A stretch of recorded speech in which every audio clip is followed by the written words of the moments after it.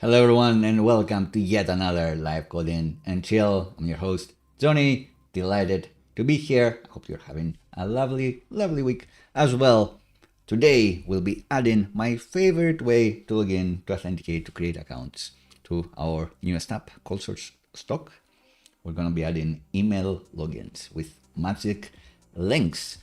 So as is tradition, we'll have a first time for today live look to see, can we log in, log out normally? And if not, then I get fired, I guess. So I have validated my domain with Google as well. So you get the nice culture stock, your app name here instead of a weird Supabase redirect thing that may trip people out. And you select your Google account. And then, of course, you manage to log in because we are awesome and we've made this live. No one else has actually added an activity in our app. The point of this app is to take stock of pop culture consumption, see what we're listening to, what we're reading, what we're watching, what we're playing, that sort of thing. I've only had updates here. The links are in the description. It's culture-stock.com. Go there, create an account, let me know what you're doing, what you're playing, what are your gaming habits, and what other things we could add. Maybe voting functionality has been suggested. So we may do that in the near future, but for now, that login screen you saw that only has social providers, Google, Tweets. Now that we've done that, we've shown how that works, you can, with confidence, say that you can add as many, infinite amount of providers. Anyone that supports the auth flow, you can do it now, but we'll do something different. We'll allow people to log in with emails. Emails have lasted and have proven themselves to last the test of time. They've been around for 20, 30 years. How long have they been around? How long was it? How long has it been since the first time that my old school friend, Marile, who currently works at Google, sent me an email saying, oh, this is cool, this is the future. Ahead of her time, for sure. Anyway, I digress. From then to now, people have emails, people have been using them for various reasons. Google Wave didn't catch on, wasn't a thing, email is still here, and therefore we want to use them to authenticate. Maybe Facebook goes out of style, Google goes out of style, maybe people don't want to create accounts for those companies, maybe they just want to use their own email. And we'll provide this functionality here. Something we've learned in the past 30 years is that people are terrible with passwords, whether it is how they can create a secure password or how can they not reuse their passwords and how to use password managers. So we'll be doing magic link logins. You just give us your email and then you get an email from us. You click the link, you're logged in. You don't need to set a password. You don't need anything like that. But if your client, if your boss, if whoever really wants that email plus password login link, then you should be able to follow these steps we're doing today and have the same thing. Because it turns out the email and password login flow will also need the things for an email magic login flow, because people should be able to change their passwords, reset their passwords, forget their passwords, that sort of thing. And those things get achieved with magic links. So at some point we figured out, why not skip the middle person, the middle layer there, the middleware, and just have people click links to login since they forget anyway. Anyway, big digression for a big agenda. Click around this app and follow the links to find the other apps that we've been coding live. Check out JOHNNIFY Premium if you would like.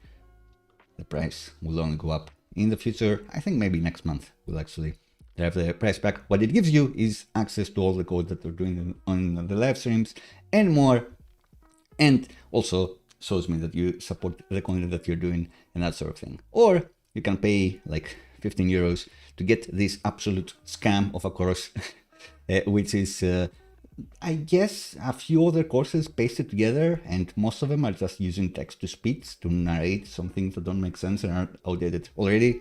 You know, there is a big discount, so you can only get scammed for 15 euros here. So that's an option. Or you can get JOHNNIFY Premium and get the pleasure of supporting me and also so much code, guys. Maybe my code is trash too, I don't know, but there is so many live streams of us covering it, so you are able to decide, is it any good, is it a real thing? It's actually current, that's for sure, no one can take that away.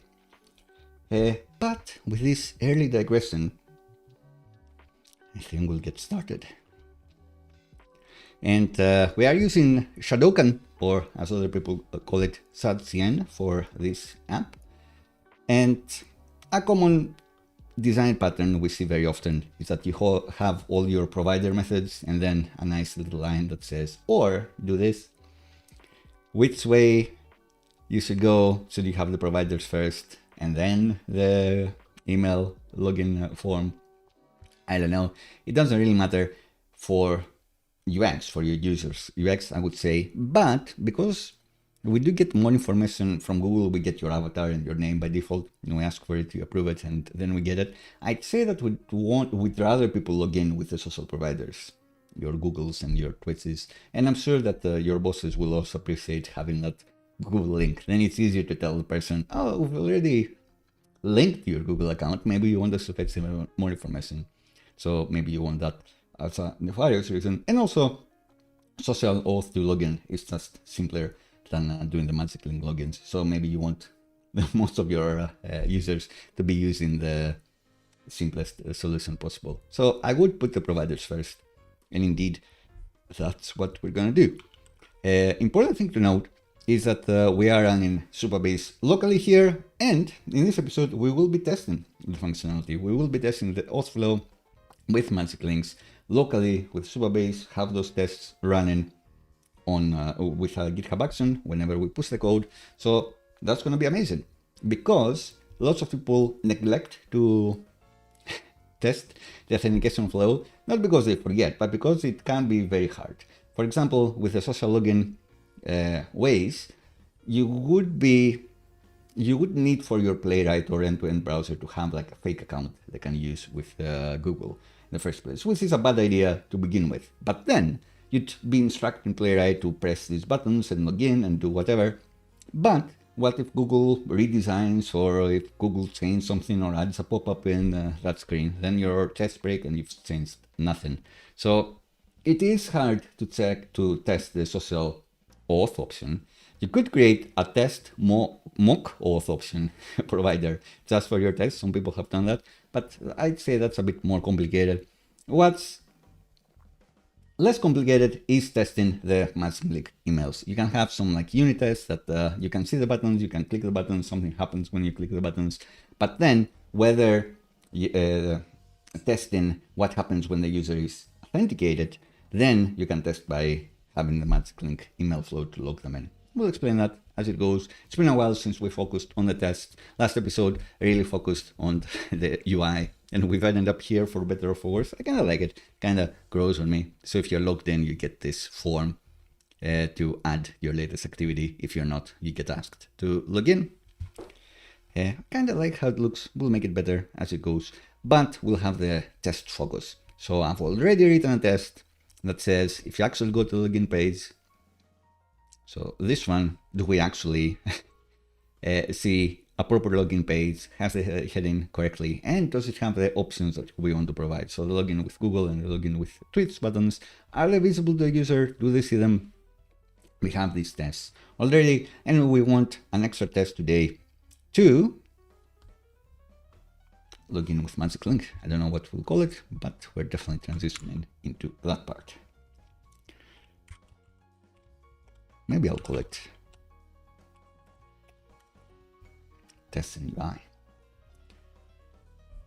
Let me know in the chat what you're working on, because, or just say hi, because I always get anxious when there are no messages at the beginning of the stream, because maybe I didn't set it as public, maybe it's still private, maybe something's happening, maybe Google is down. I wanted to mention that Supabase is also having problems at the moment. Well, I guess now they've been resolved. They were having an alert that said that there is a higher error rate that they were investigating, but all systems operational, great. All works. Wouldn't have mattered because we're working locally in any case. I was going to say that this is a bonus with working locally. If you have your Supabase stack reflected with their Docker environment, then you can keep working even if Supabase itself is down. Cool. So has all the expected login options. Do we want to say login with email? I guess. Then, if that happens, then we have our failing test and we get to code some UI. As a reminder, so yeah, that's failing, that's not gonna work. In our login page,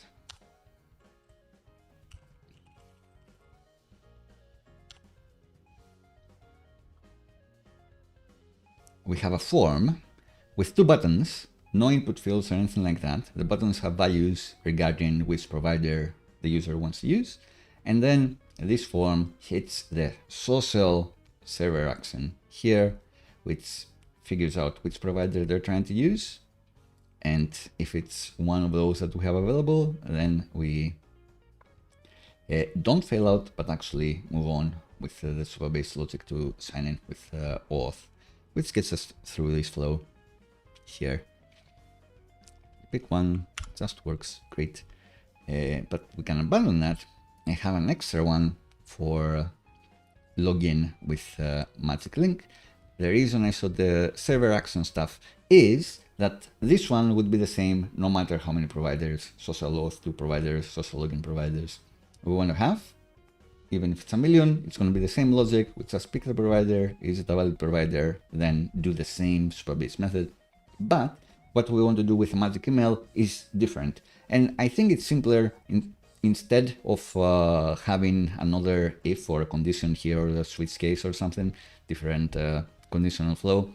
I'd rather have a separate method, a separate action, separate form, indeed, that handles this. So we can copy and paste this form and see what happens.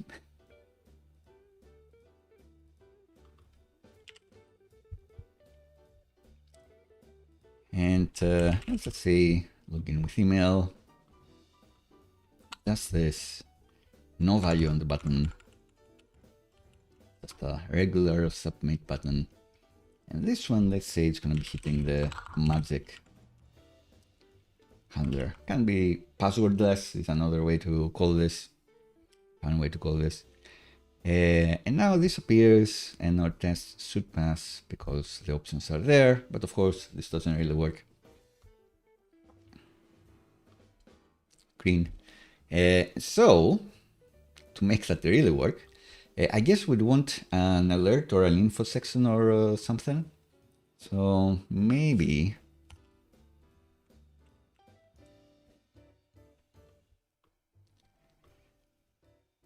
maybe we want a different text, a different test. So this is the rudimentary test, are all the login options there. Then we can have a can login with email test.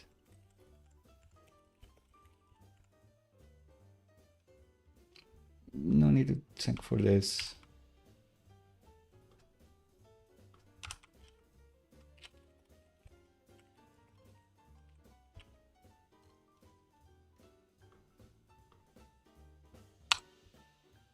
And I'd expect that we'd be filling in our email because currently we don't know where what email we're going to be sending the magic click to.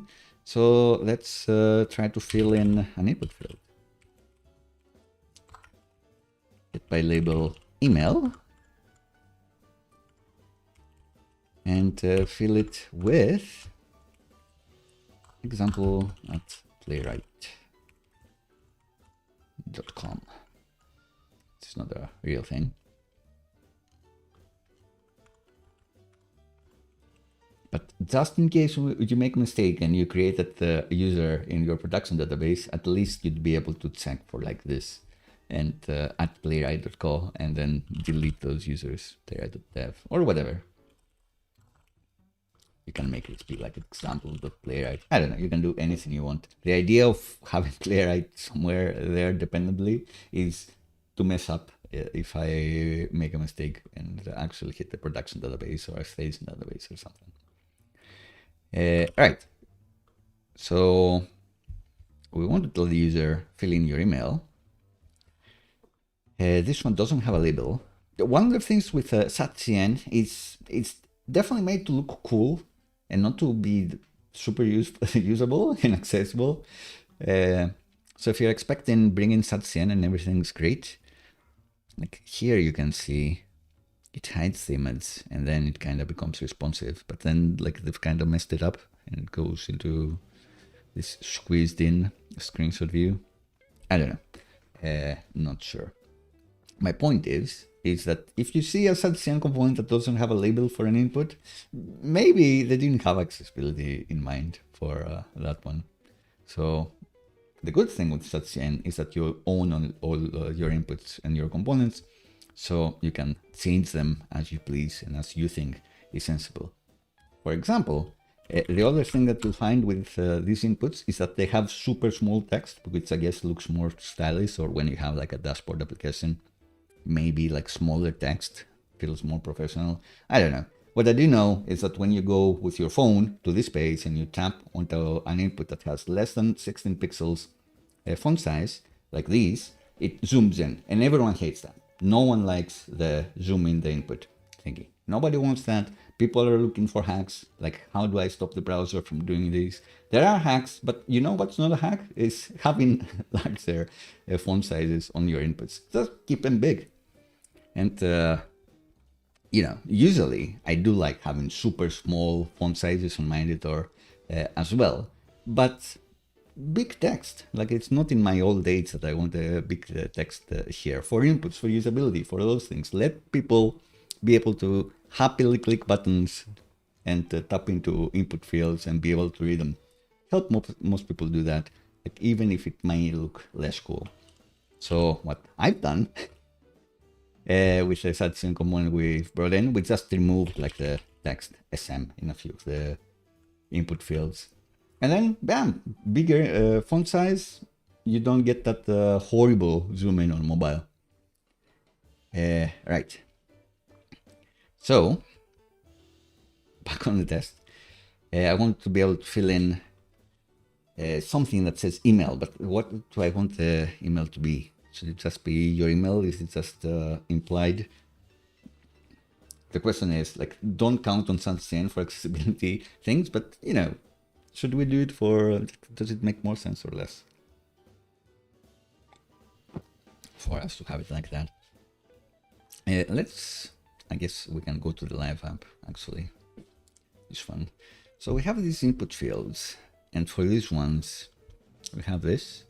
Should we say again, like, your email, and that's the label? Should we keep it screen reader only and be kind of lame? Because if you have like this, you say, or continue with email. Maybe that's understandable enough. But since we are in UI mode, let's see how do they do this little sidebar.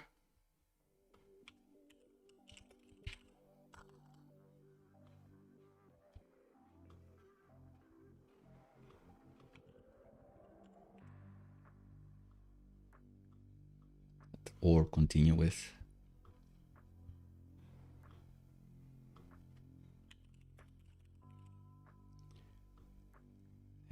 This one.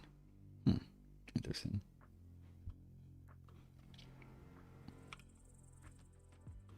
So they have like a line break component here.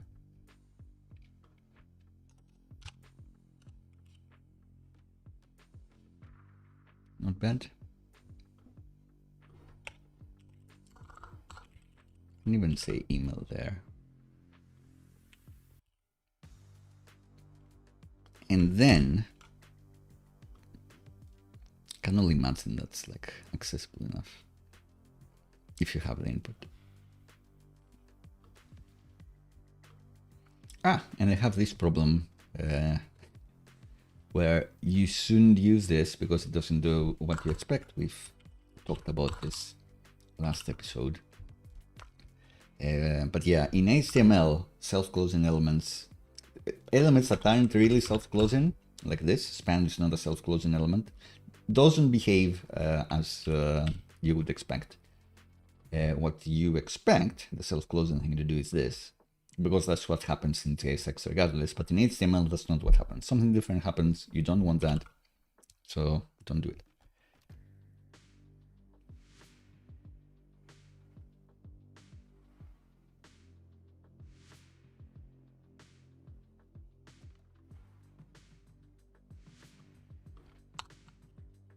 Or with your email, again with email, maybe quick one to bring in the email icon.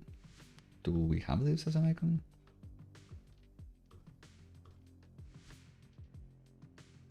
Email heart, I think that's the one I want. Yay, looks great.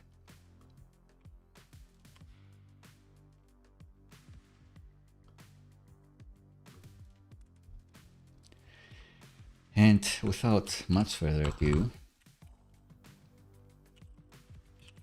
let's find the form that we have to create an activity, this one, and see what we have for inputs. What does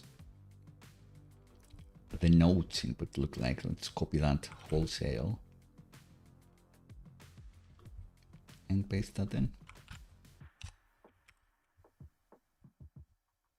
And bring in that form, SATCN icons, SATCN components that we have created.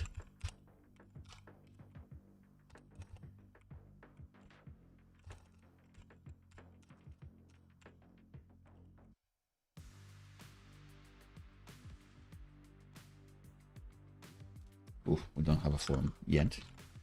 We'll make that happen. We also need to bring in the input.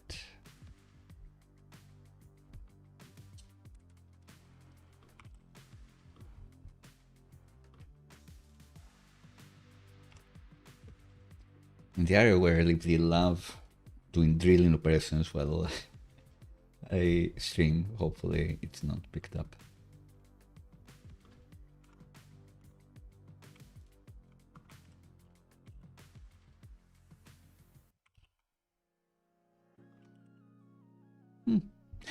Let's introduce a form, I guess.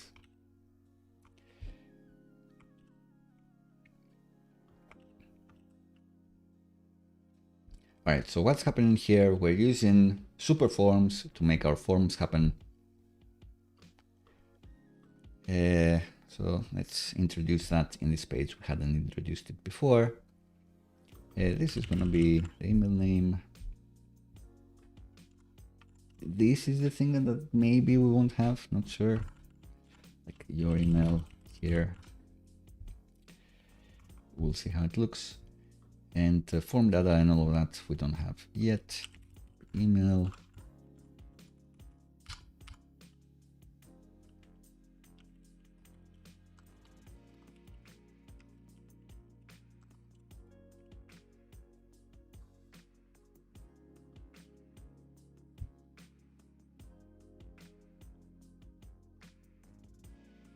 But how do we introduce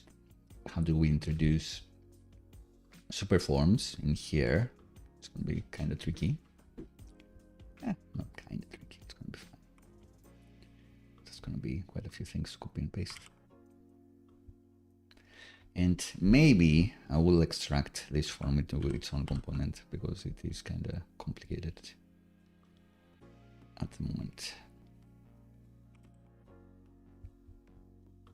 So let's call it magic login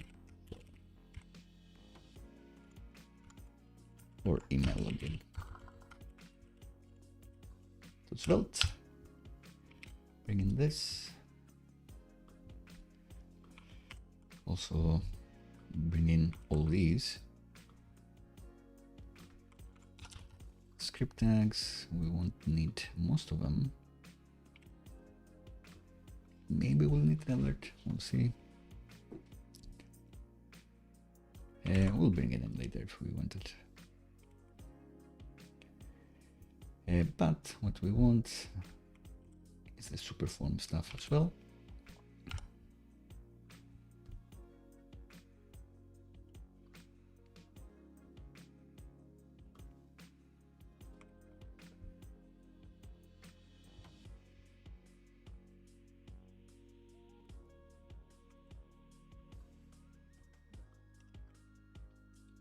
So what we have here, we need a schema for this form. It will just have an email, and this I think is not going to be taking anything else.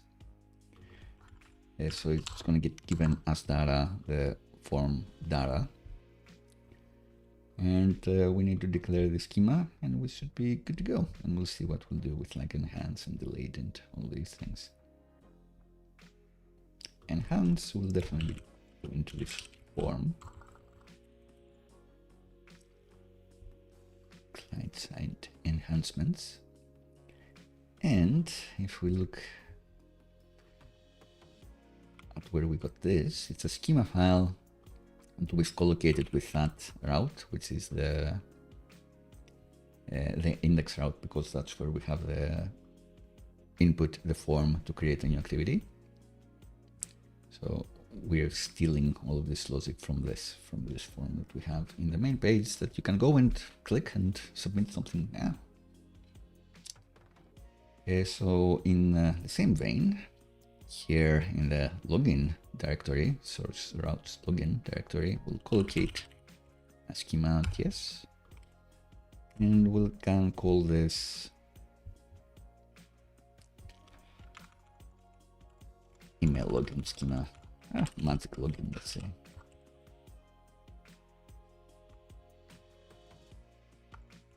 Do we need the form in the name? Maybe I'll keep it for now. And we have an email. Let's, do they have a utility type for email? Is it like this? I think so.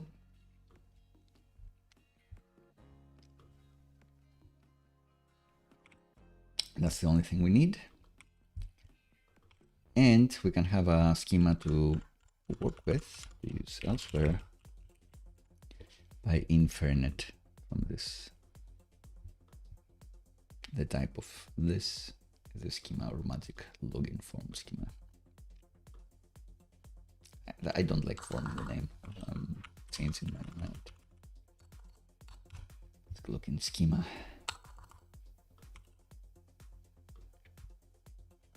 So yeah, we have this. We don't need these. And what we need, the email login form, to get this magic login schema. Magic login schema object, Zod object. And then we're getting somewhere. And this needs to spread the form data. This input as well. I guess it should have type email. I don't think that it's done automatically for you. And it is required. But this gets given the whole form, if I remember correctly. Yeah. This is the confusing part with super forms. Like something is called data, then it's called form, and then you have form which you destructure, but you destructure from form, and then you alias to form data. Yeah, that's the most complicated thing with super forms, I would say. And somehow, magically, this component should be fine, but we need to use it in the login route. So here, this is the thing we've extracted out. Login form here, but this one needs the form. Hey Mike, nice to see you in the chat. How are you doing today? Love the cowboy hat. It's one of my favorite emojis. It's so smiley, so happy. Right, so this is missing as data, like something that we'll get from the props of this page, which was getting nothing or was using nothing. So let's go to our server. We have the load method here that just explicitly checks if the user, if you're later logged in, we just don't show you this form, log out if you want to see it again. But we also want to return like form here, or login form, just to make it clear. And what we want to pass is very specific with the super forms, so I'll just have a look in that page of server, where we're loading quite a lot of stuff. Super validate from Superforms, the Zod adapter as well, quite a few things. Super validate, will it manage to hunt it down? Yes. Zod, will it manage to hunt it down? Yes. It's the adapter. And the schema, it's the magical schema.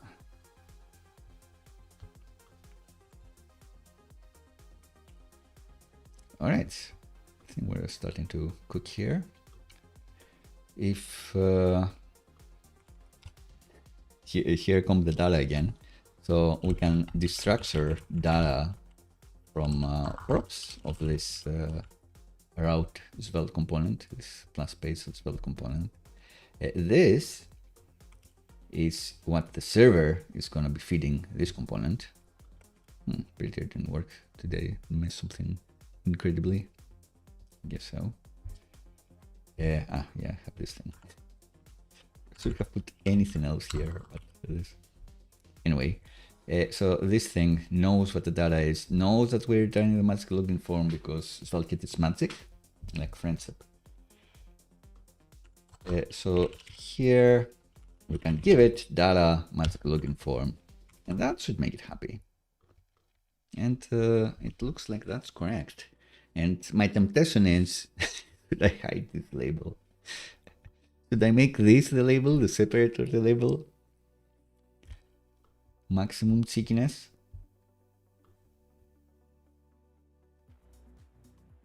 Maybe. Let's see we don't have this. And in the email login form, like, look how happy this makes me. This is ridiculous. Let's see. We just put this here. What happens? It looks like this. It looks kind of good. And you click it and then it goes in. Because this is a label. It's making me giggle. Sometimes there is not helping at all. Right. So should we go for that?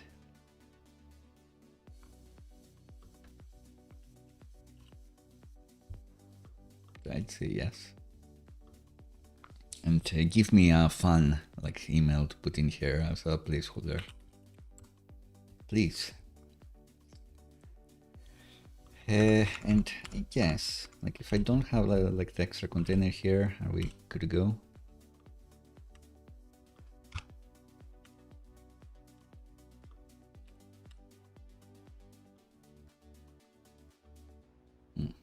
So this must be relative. So this is the container. So that's fine. And I guess let's give this a bit more padding and we're kind of good to go.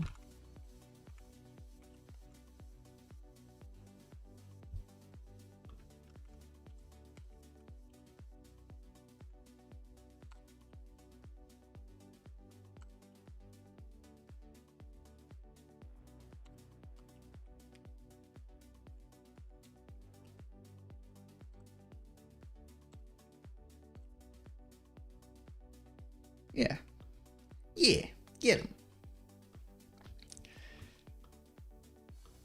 All right, so I think this is accessible enough. And let's see if Playwright agrees and is able to log in with email now. But I guess the label is like your email. Let's see if it finds it. Let's see. No, that one.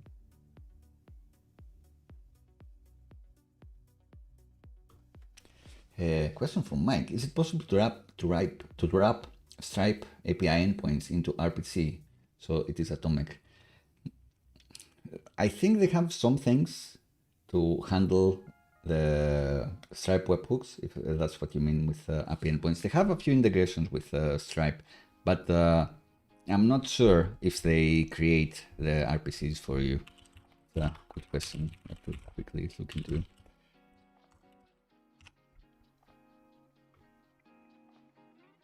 they have like wrappers for Stripe, for sure.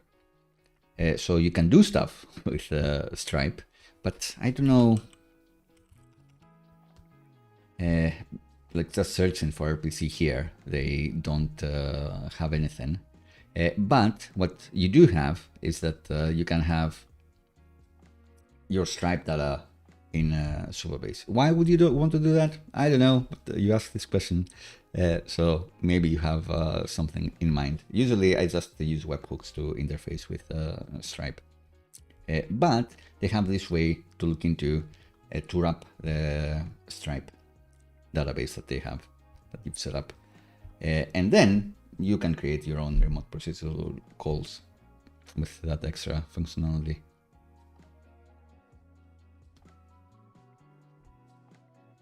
But yeah, this has some instructions to how to use those wrapped Stripes tables.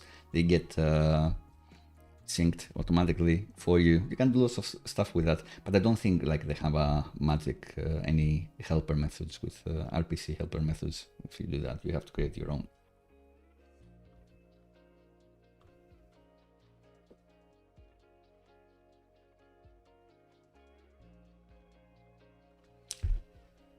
So the notice in your country Stripe is not supported. Oh, that was the case for me in Greece when Stripe was like very, very young, and I was hoping it would come to Greece for sure, because implementing SOAP with banks by yourself, not pleasant.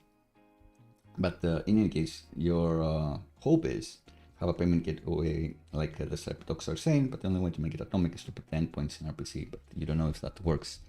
So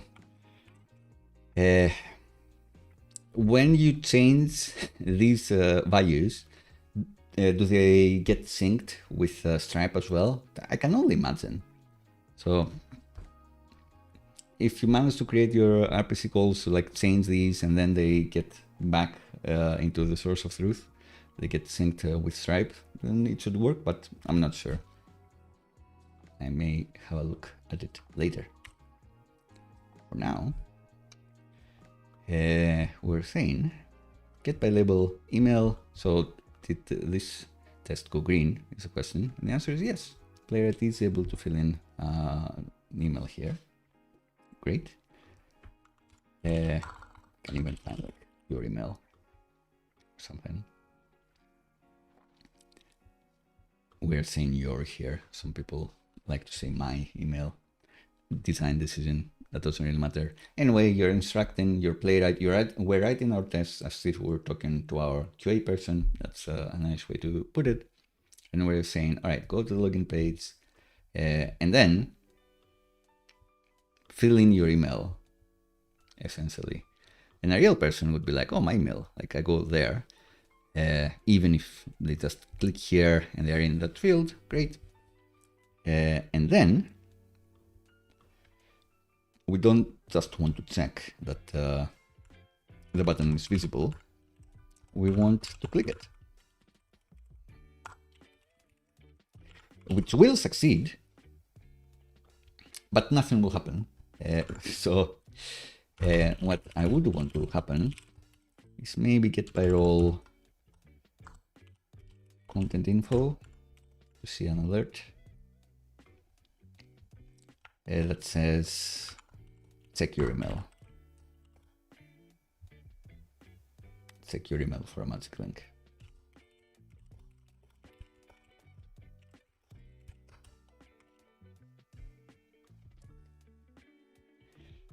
Which will, of course, should be able to make it to the click to be visible. So they expect it here. Never trust a test you haven't seen fail.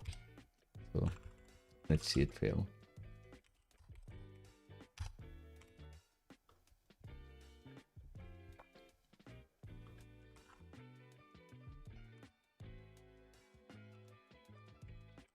So Mike is saying in your country is rocketing, and it's been taught in schools as a MySQL alternative. That's huge, actually. Taught in schools, Supabase. Wow, like back in my day. I guess we did have MySQL back in my day. We had like a lot of PHP courses and MySQL with PHP, but none of the SaaS like infrastructure. Nothing was on the cloud. Things were like in a little room with air conditioning, actual servers next to you. It was interesting times, for sure. Right, so we have this, and we're waiting for this to be visible, and we're gonna wait forever because we haven't implemented. So the question is, or the worry is, will Supabase become bad like Planet Scale? You never know, but from the start, Supabase was big into the community, big into we are Firebase open source alternative, because Firebase has done a few weird things and it's good to contribute to the open source and stay open source. So you can never know with companies. Companies get sold, people inside the sale change, missions change, but from what's been shown with Supabase so far, they get the benefit of the doubt at the very least that they won't go completely evil.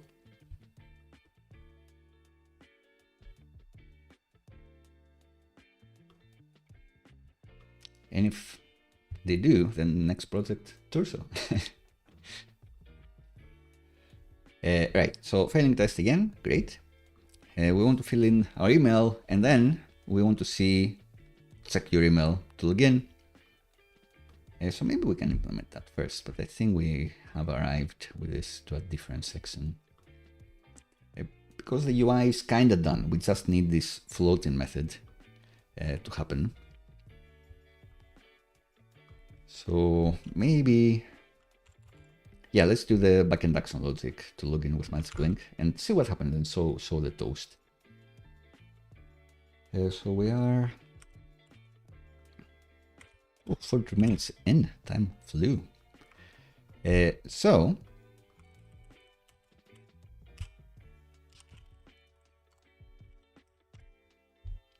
we do have the social login action.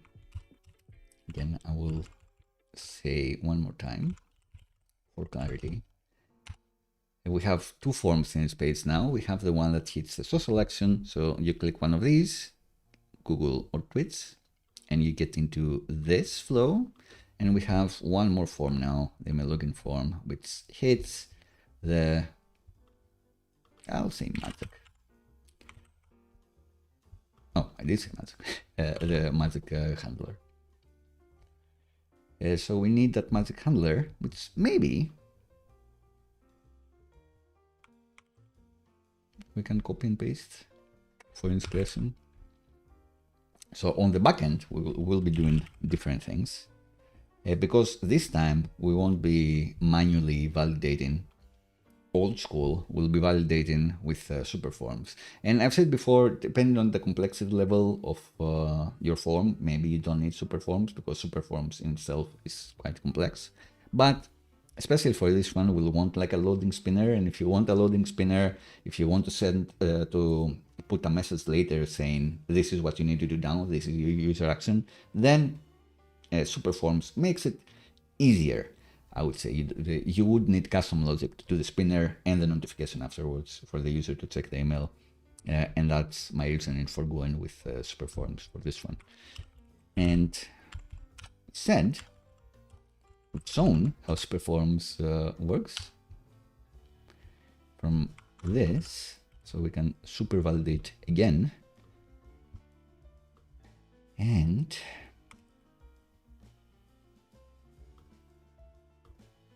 so instead of getting the data this way, and doing the failing this way, it's the magic login schema. It's not valid within this. So if you've been naughty and bypassed the browser validation, and Mike says you put the spinners in and has submit function. Yeah, exactly. I've shown this many times. That's how I usually do it. But to do it like that, like with Svelte-Kit's own enhanced function, then you start needing the logic to say, all right, is it submitting? Is it idle? Is it something else? It's The good thing with that approach is that it's JavaScript, so you're learning JavaScript and not a different system, not specifically Superforms.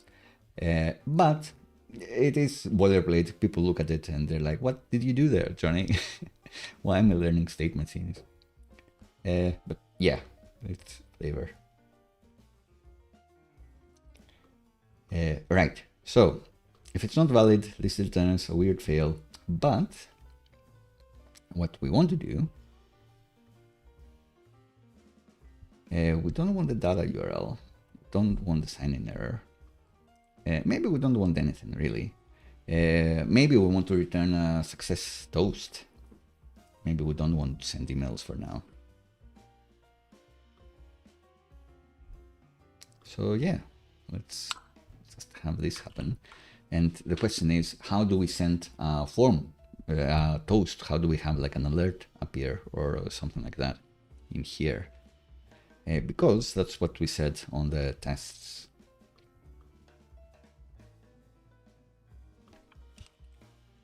I guess the first stage is check your email for a magic link, and we can do that on success. So let's have a look. What do they say? They have like a success method.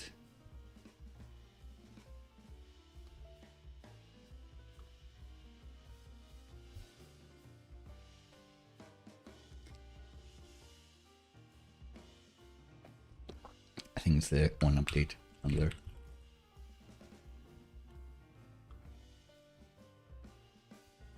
On updated. We just want to ensure the form is validated, do something extra like showing a toast. Exactly this. This is what you want. It's one of the 20 methods that you can pass into this object. But if you know where to look, it's fine. And like, do we want a toast or do we want, yeah, let's do a toast again. Like, do we want like a big alert that says check your email? I guess toast would be better. Let's see. So let's copy that. And then, so back in the front end, in here, where we create a super form, we can pass in an unupdated.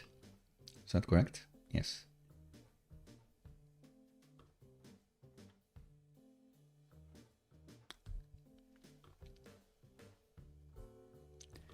And in here, if it's valid, then we can show a toast. We do have this method from Sonar. And we're not returning anything back.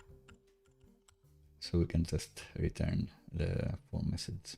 But for this to happen, like we need to have returned a message of some sort. And they have a helper method for that too.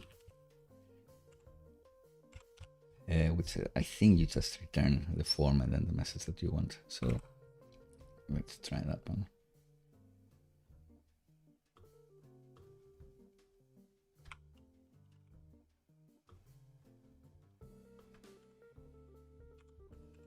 So here, let's just say return use message from selected superforms, return the form. You're always going to return the form with this, and say whatever we said in the spec here. Check your email for a magic link. And let's see first, does the test work? I think not. Is it because it's not content info? Maybe not. Does real life work?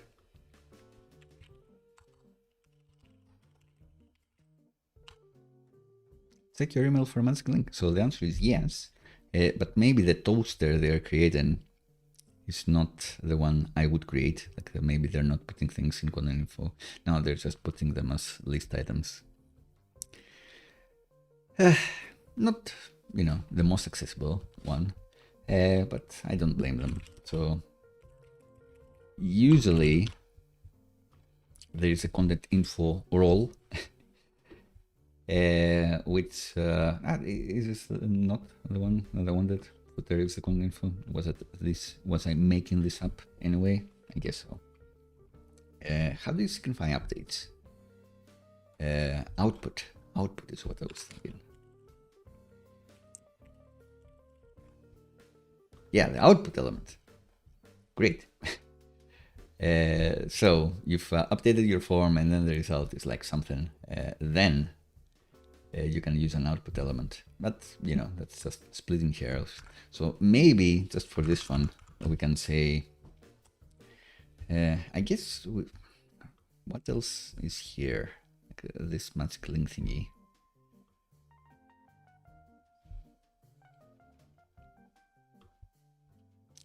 It's inside the list, and we have like a list item here. Are we tying too much into the UI of things? Because should it be a list item? Not sure. Can I put this? Can I give unescaped HTML here? Is a question. Can be a component.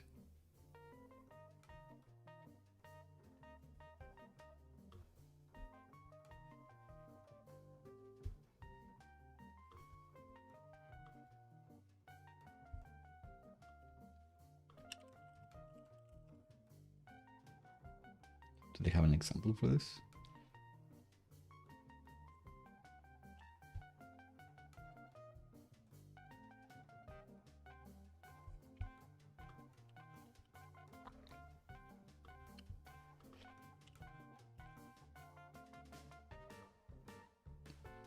What else could we use?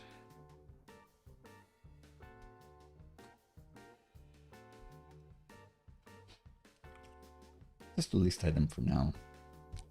We'll think about it later. Does it even find this?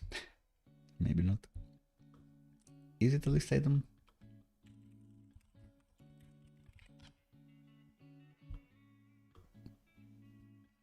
Is this even? So it disappears. So it's hard to find. Let's get by text. For once, we don't really care what it is, how it's announced on the page. We just care that they see it. We'll think about accessibility later. And let's see if it works. Alright, it does work. So yeah, I will think about the best type of component to put this in later. The other thing we could do is that we could actually give the user, like remind the user what email they want here, like put the user's email here.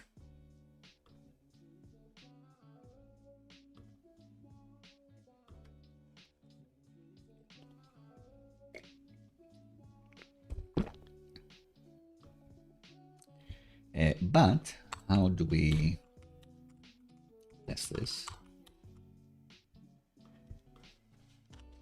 For maximum confidence, we can make the email itself be random. So we can say Playwright email is a random UUID, and then at playwright.dev. Fill this in and say secure email this. So the user has confidence and gets reminded which email they should be taken, and we have confidence that we didn't hardcode something by mistake.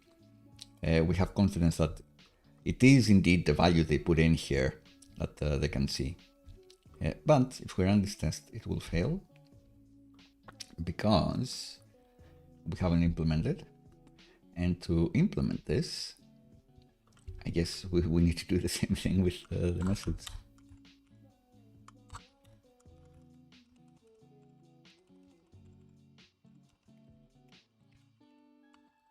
We can get from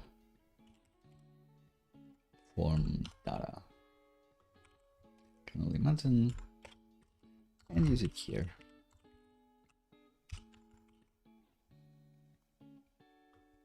Does it just work? Yeah. And indeed, if I use a different email, works. Here it is.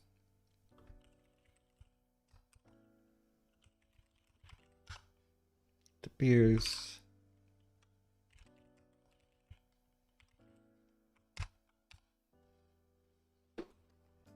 Cool. If you don't want to use those, I just had those made for the profile, probably in the user profile. Maybe you want like a big alert here to show, and then you can more easily make this an output element. Let me know if you want to see that or if you're happy with the toast that disappears.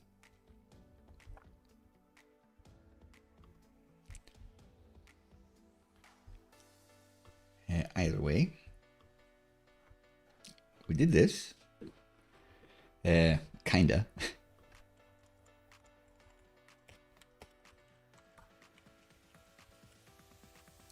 But we are not actually hitting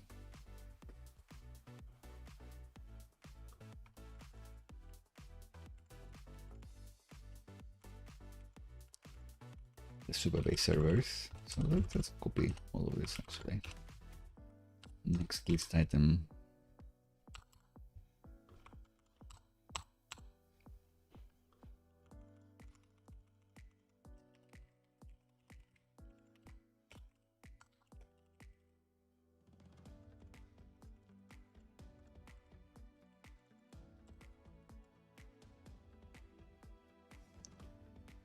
So now, maybe relatively quickly,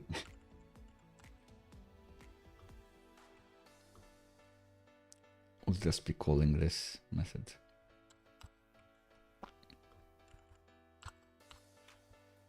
Okay, so I'll say yes.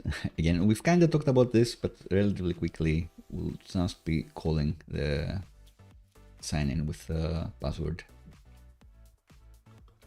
Sign in with one-time password, the passwordless authentication method, passing in the email that we have. And if you want to make life hard for yourself, you should pass this option to have Supabase not automatically create the user if they haven't logged in already. If you don't care, then just don't specify this. This is common for the pattern where in the UI you have different sign up or login tabs. So in this tab you can log in this tab you sign up. I think this is confusing and users don't like it, but sometimes some clients really want the separate flow for sign up and login. I don't know why some people are used to bad things that don't make sense anymore. So, you know, try to fight against it, but maybe that's your spec, maybe that's your design and you cannot convince anyone that it's bad. So there you go. But for us, we are our own bosses and we're awesome. So what we'll actually be doing is, what data do we get back? The user?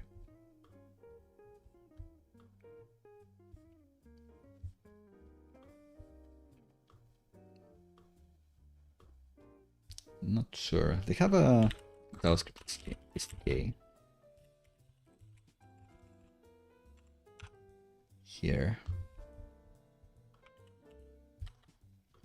So the data you get back, do they tell us what it is? Not really.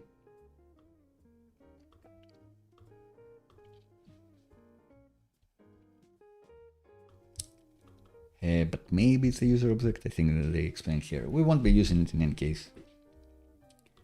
What we do want to do is await Supabase auth, indeed. But this is, they've recently renamed the sign-in methods. And we want the email to be this. And then we are fine passing in nothing. We've explained why we don't want to remove the auto create the user if needed. But there's also this email redirect to option, which I think only works if you're not doing the PKC flow, because we'll see what we'll need to do with the email template that the user is gonna take. And on that one, I don't think there's a way to specify the direct to parameter. It will just get you to wherever on your website. So I don't think it will do anything. So I'm not gonna use it. unless Supabase calls me and says, we fixed this, and now like this gets passed along in your template if you use this token. Anyway, so we just care if this errors out, really. And do they have an example of what to do on error? I'd imagine no, because everyone is all about happy paths. But if error, then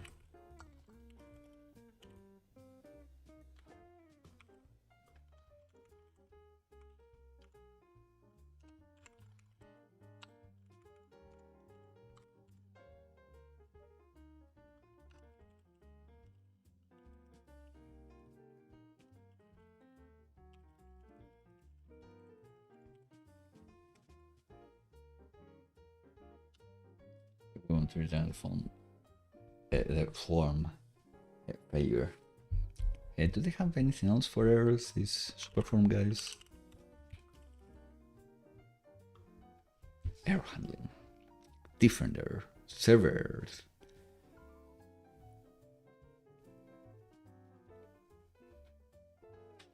Like this one.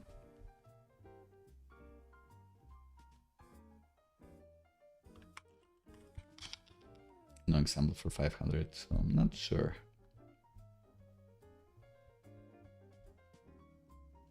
Should we vanilla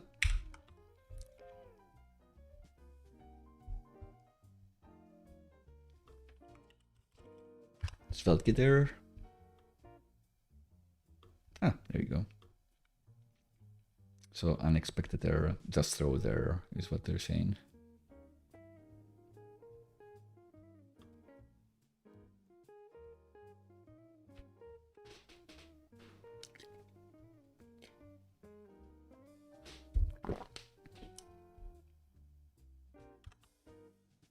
Return a status message is expected. Oh. Oh.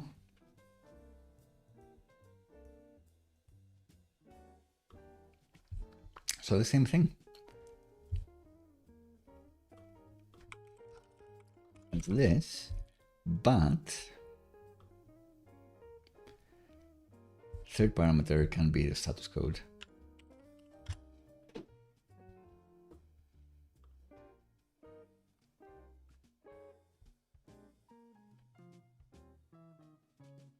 And we can say could not log you in or something.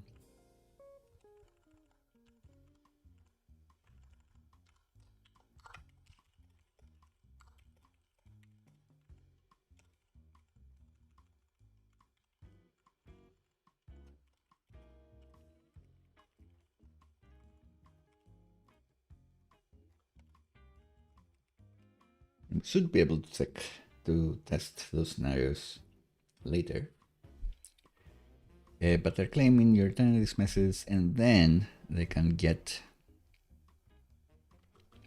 the message itself from Superform. So if you don't want to use the unupdated one, maybe that's what we want to do.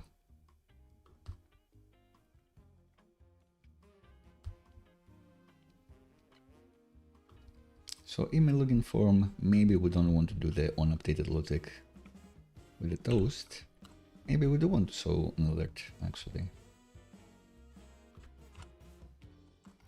Maybe we do want to say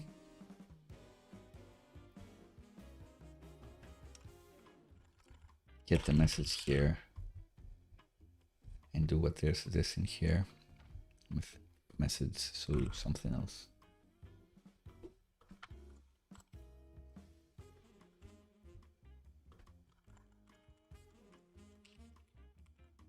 It's an output like I always wanted.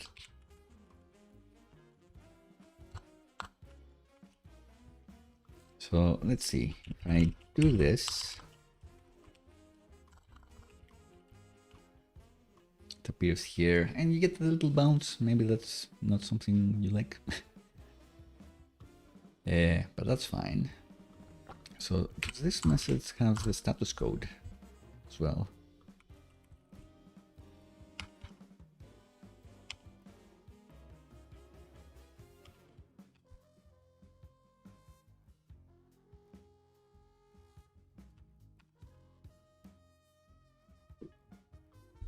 Interesting.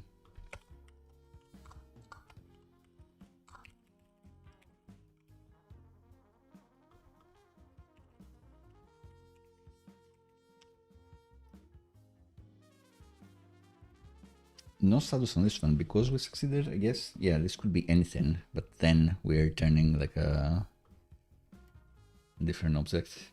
Yeah, I don't particularly like this.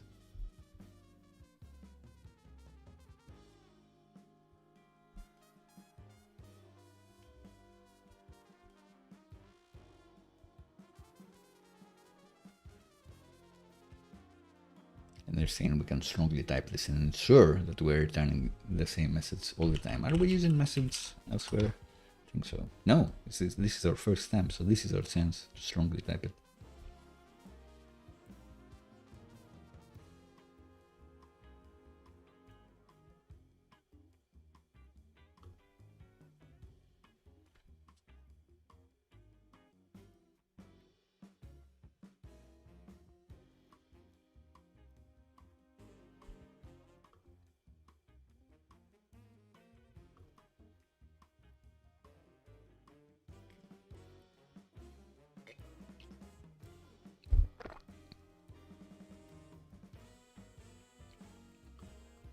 So they're suggesting to standardize the message and go into our app to D2TS. And inside the app namespace, interestingly enough, they want us to declare the superforms namespace and say that type can be error or success, and then you have a text with the string.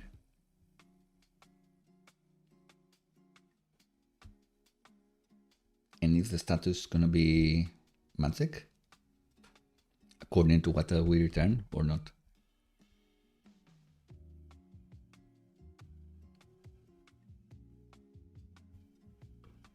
You also have the status code here, I guess. There you go.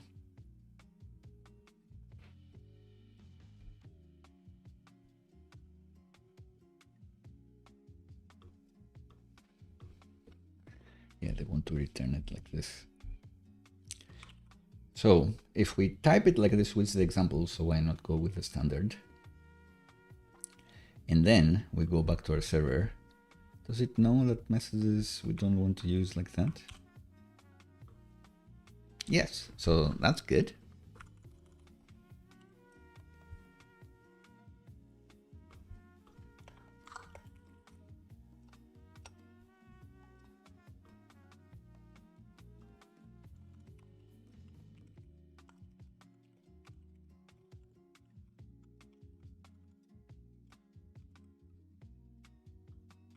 Alright, so now it's happy. And here, I guess I want the same type success text this. And I did like the toast, so maybe we'll only use this for errors.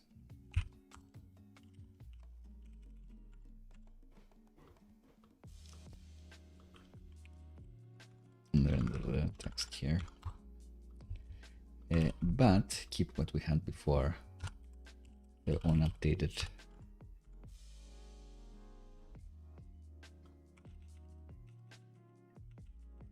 So I need to find somehow.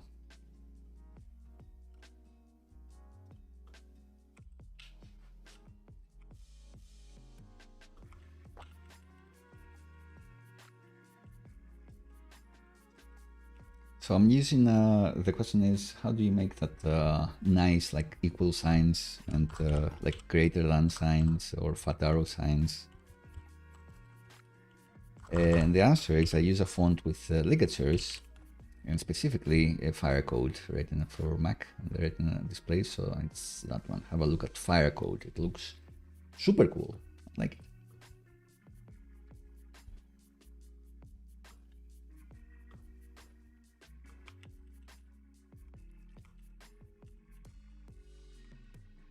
So keep that.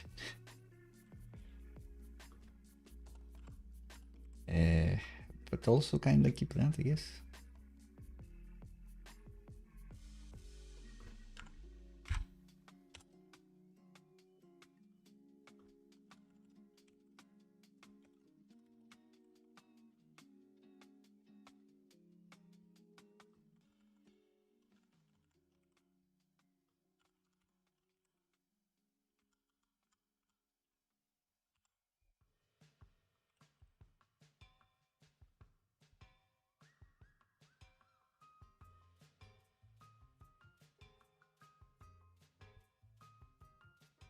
Get this out.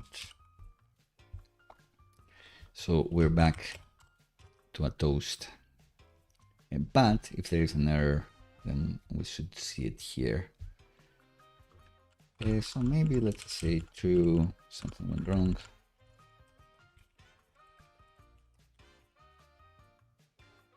So we can style it as an alert. And where do I have an alert?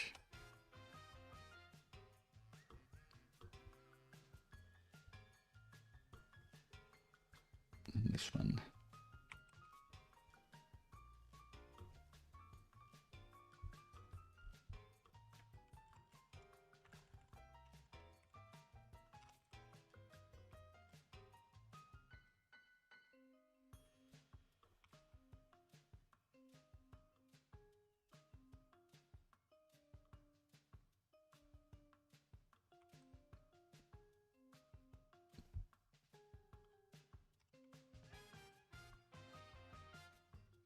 Import the alert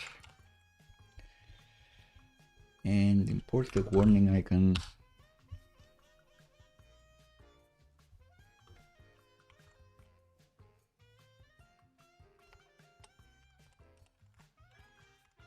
Maybe we want this message to actually be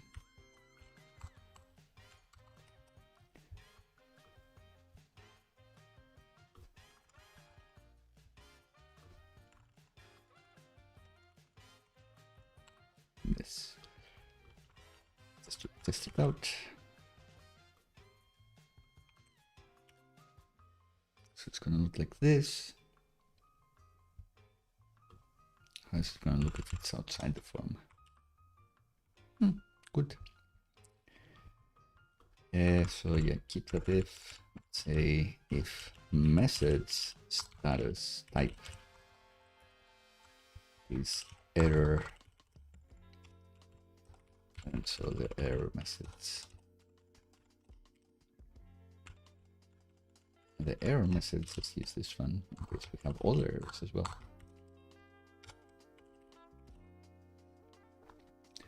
All right, again, happy toast or a very visible error if we've messed up. Sounds sensible.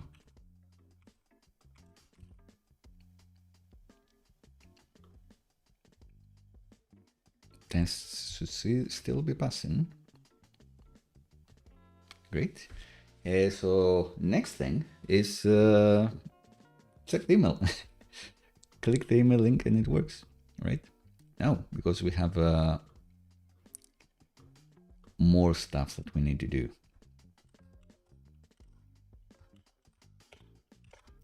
So if our calculations are correct, an email is going to get sent when the user fills in their email here.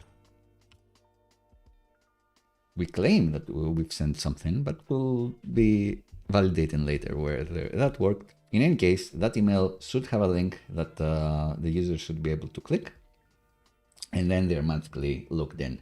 And you'll notice that the name of the method, this Supabase backend method, is OTP, one-time password.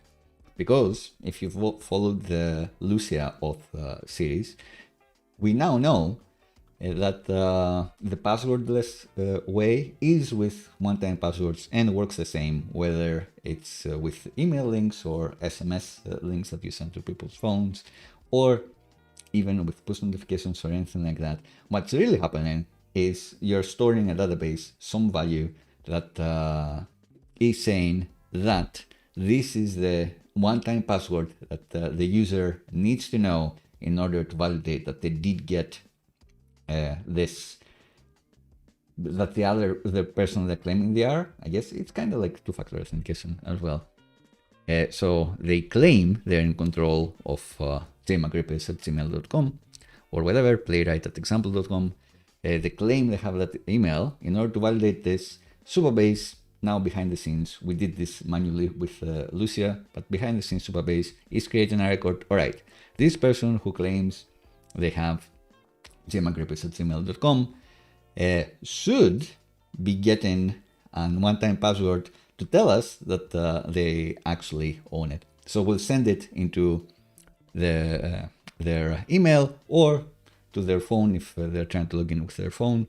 We'll send the one-time password there, and then they tell it to us and validate that they are indeed them. So that makes sense. So Supabase is creating a password and then sending it to wherever you're indicating. And then if you know the password, then you prove that you own that method, and you can use it as a login method. And even with like Uber and other apps, when they tell you check your SMS to see and type in the 8 numbers, it's the same thing. One-time password, 8 numbers or the 6 numbers or however many. It's a one-time password to generate. If you've managed to type it in correctly, then you have access to the phone that you claim you have access to the email address. The magic links is just making the typing in part easier for you. So in the magic link, they have embedded the password. So maybe you haven't noticed, but we did during the live streams. That's essentially all the magic links are. They're getting you to the domain of the app with that secret one-time password embedded in, so you don't have to type it in. Which is good, because especially when it's email logins, it just makes the longer the password is, the harder it is to guess. And I guess the shorter the window or for how long the password is valid for, then the less time you have to guess it. But if you have a super long password with a short enough window, then your app is more secure. Anyway, behind the scenes, like a bit more flavor on what is actually happening here. The point is, Supabase is doing a lot of stuff behind the scenes here, but eventually it is sending an email to whatever email we're specifying here with a link. The user needs to click that link, and then they're good to go. They're golden. They are back to this app, and we can validate that they are logged in and everything should work. So that's what we're gonna be doing now. Because they need to go somewhere in our app. And there is a way to do this with the client-side Supabase way, but it's a less secure way to do it. And I prefer trying to do things client-side whenever possible. Sorry, my doggy just shifted a little bit. She's sleeping peacefully, so it's all good. And the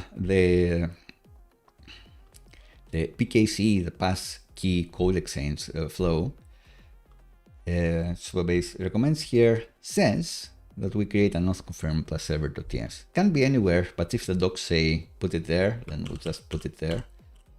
Because people are gonna use this repo or whatever else, and then they're gonna be like, why are you using a weird one?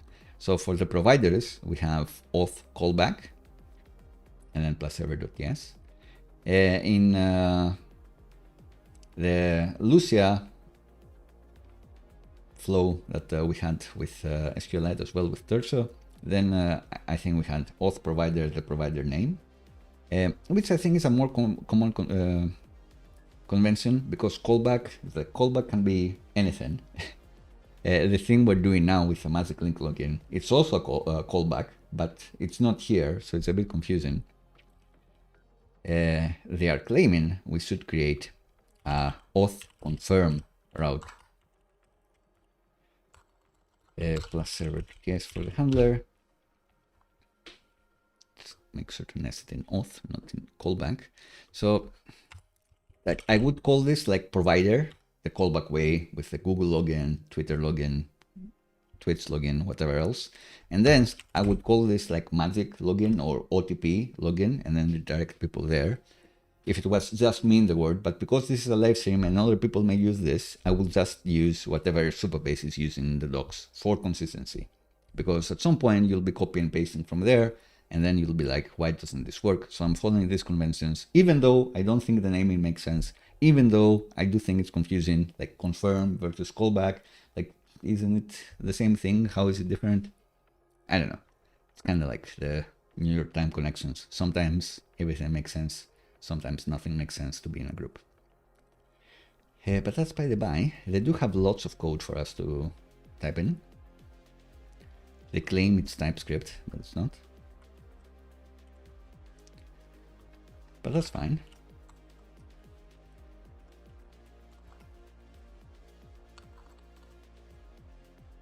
Is it fine? Yeah. So we're creating a get request handler for the auth confirm server endpoint. We're getting the URL object because somehow this endpoint is going to get the token hash, which has the one-time password hashed, essentially. It has the type of login, which is going to be email. We're not doing mobile or anything like that for now. And where to redirect next, which I think will always be not there, because the way they've done the email templating that we'll see later, I don't think Supabase is able to provide the next redirect URL. So you're always going to be redirected here. So where do you want to be redirected? I guess the main route, and you're just booked in and it's fine.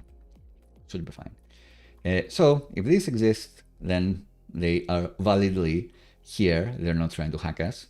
But then we need to verify that this user, according to the cookies that they have in this device, blah, blah, blah, is actually them. It's not like just a random collection of strings. It's the token hash that they should have. It is the password. And if so, then they redirect wherever it should be redirected to next, which I do think will always be the index route. And that's it. But if there is an error, then we can redirect them somewhere else. And we'll just copy the logic that we have here. We're just saying, we do have another with instructions now. So redirect them to log in again, but there is going to be an error alert here. And you throw the redirects now. So it's a good thing. We remembered. Is that true? No, it's the other way around. You don't throw the redirects anymore. In SvelteKit now, the redirects get thrown automatically, so this guide is not updated. But it's fine. What's going to happen if there is an error? So they get redirected here with this parameter, error auth. So they see this alert. There's a problem logging you in. Please try again. Maybe with a different provider. Maybe. I don't know. Different provider.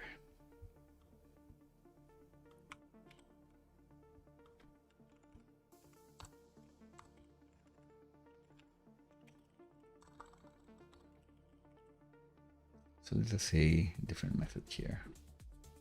And I guess we could reuse this component. Question from Mike. Is it okay to put a redirect without a return? You should put a redirect without a return, because this actually throws an error. Behind the scenes, it just throws a special type of error that SvelteKit is checking to actually make it be a redirect. So even if you put return, it does nothing, and it just confuses people because it's not going to happen. It's not going to return. The order of operations is that this will get evaluated, which throws an error, so it's not going to get returned. First, this evaluates, and then it would be the same as doing this. Like you never get here. So return does nothing. You can have it, but it does nothing. It's kind of like my other pet peeve, where people return await promises there, which is like this await does nothing.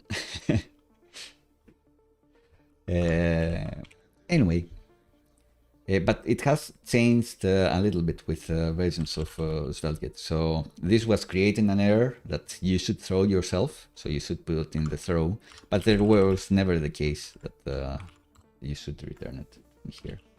You know, Mike is saying, I'm so dumb. No, of course not. Like, I keep saying that these things are things that you find out and you learn. It's not like walking as a baby where, you know, if you reach like 5 years old and you can't walk, then maybe there's problems there.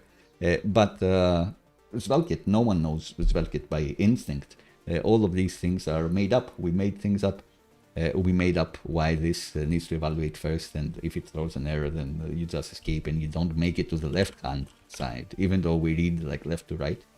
That's not intuitive, but it's just how it works. So just because you don't know something doesn't mean that it's your mistake. It's just you weren't familiar. Right. So in theory, if they do make it to this confirm endpoint, then they will be redirected to the home route because everything's going to go perfectly, and they will be logged in. But how will they make it to this auth confirm endpoint? The answer is they never will, because we haven't defined the correct emails for that to happen. So we need to go to the Supabase dashboard and paste these in for every template that we have, which is quite a lot. But this isn't going to do anything for the local Supabase. Is it bad to wrap redirection inside trycats? Yes, that's very bad. If you are to wrap it like this, then you're not gonna get redirected, because this throws an error that your cuts in and you get into this part of the flow, so you won't get redirected. Like, this error needs to happen for you to be correctly redirected. So it's actually a common mistake where maybe where you do the Supabase operations in a different file, so maybe in this file we are doing these operations with Supabase, and we want to try catch the Supabase operations, but then in the end we wanted to redirect. If you keep the redirect inside the try, then you're not going to redirect it. I guess we've shown this in the Next.js dashboard and the Svelkit dashboard that we did later, in a few of the places where you create a new thing and then you get redirected into the view of that thing, and we want to redirect to like invoices/ID. If you by mistake keep the redirect inside the try, then it's going to get caught, so you won't get redirected. And you'll be like, what did I do wrong? And you'll be checking like your database adapter and all of this logic, because that's where I get things wrong most of the time. But it would be that you've caught the redirect and you shouldn't catch the redirect. Maybe there should be a lint error or a warning, because I can't imagine that go to acting weird trycats. Maybe. I'm not sure if that one is throwing errors to do the redirect. So that's the client-side way to go somewhere else. I'm not sure. Maybe. But I do think that maybe it's one of the rare cases where an ESLint rule may make sense, because I'm sure that this catches lots of people out. Anyway, it's time to do emails. Maybe that's why I haven't. I'm keen to dally, and no one likes designing emails, even though the design is like simple. So we want to tell the user to redirect, to get redirected somewhere else. If, like me, you think auth confirm is not a clear name, if you went with like auth magic or something like that, then this is also the place where you should change to adhere to the name that you've chosen. But again, the docs are saying confirm. People are gonna copy paste a lot of these things, so I'll just keep confirm for less likelihood of error. And Supabase is going to get the site URL that you have, append whatever URL you want there, and then add the password, I guess, substitute in the password there, and the type is going to be email, as we saw before. We are checking this type here, because maybe it will be slightly different if you want it to be for mobile or something like that. And there are quite a few templates that we'll need to change, and I guess let's have a look in real life Supabase dashboard. So dashboard for this project, settings, authentication, templates. Not here. Email templates. So in authentication, email templates. Here, this is what you have. Here you go. The directory is here. Like they've added it. Amazing.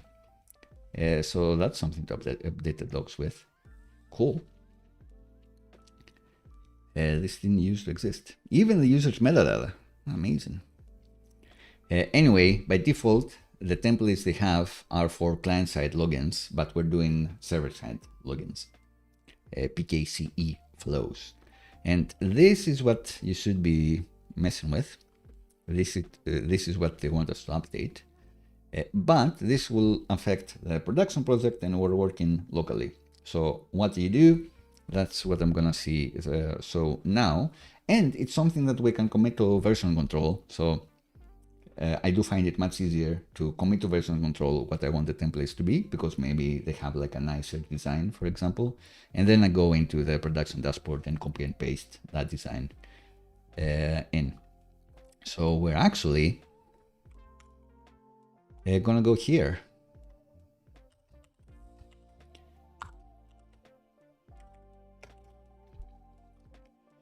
So instead of updating the templates in the UI as they want us, because we need to update the templates for our local version of Supabase, we need to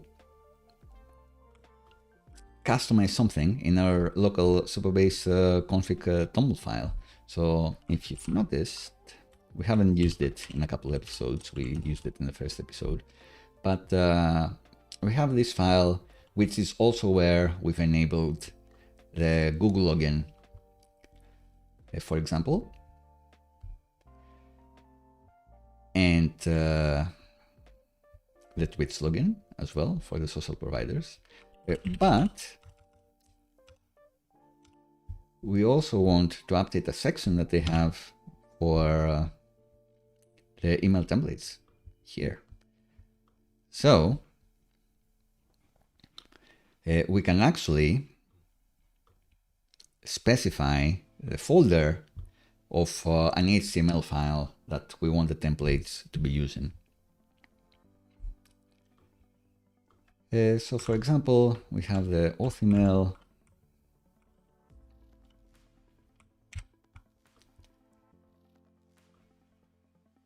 and by default they have Supabase templates. So let's create a directory, templates, invite HTML. And this is where we actually want to paste in whatever they have here. So invite, they want this. Because then we can kind of design it, play around with it, work with it locally and make it a bit different. And then be like, oh, this is like the redirect flow. So auth confirm remains. And then next, they've like hard coded this thing. Interesting. But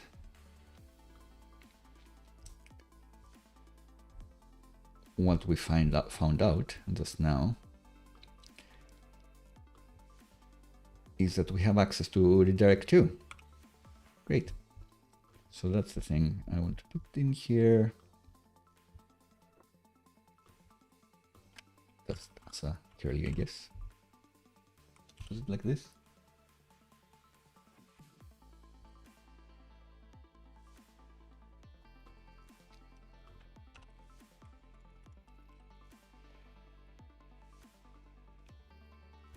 Right, so auth confirm because we've kept the instructions, and now this is the template that will get read. We only need to do this 6 more times.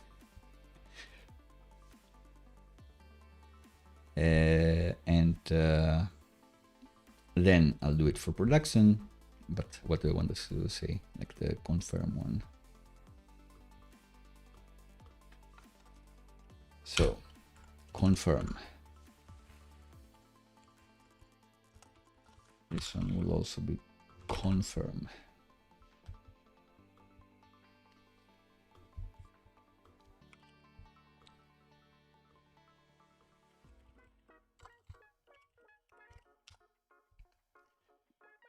And it doesn't really matter because it's just locally like what your email subjects are.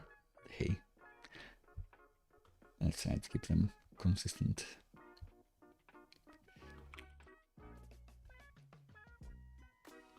And not paste it in. Yes, answer is no. Okay, so here in the config toml,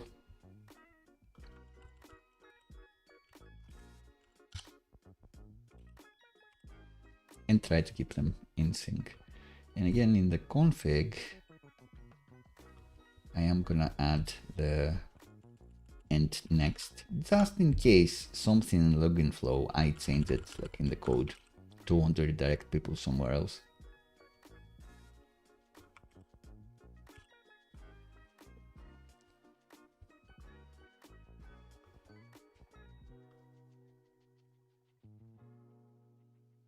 What we'll actually be seeing is the magic link flow. So this one is the template magic.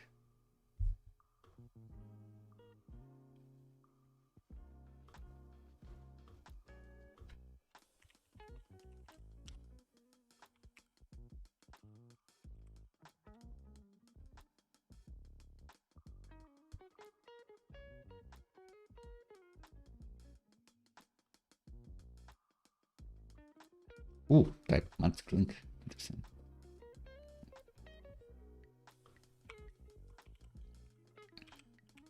I've done something different.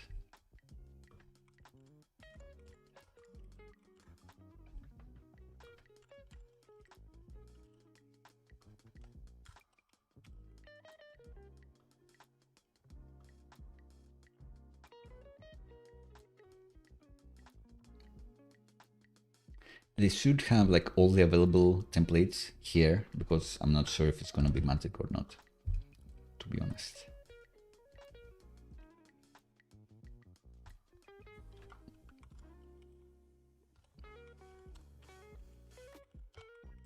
One way to find out.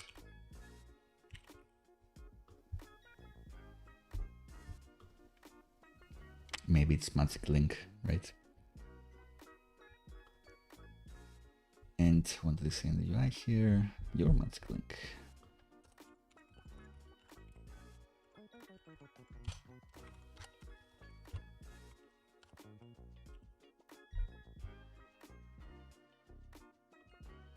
Oh, 6 more.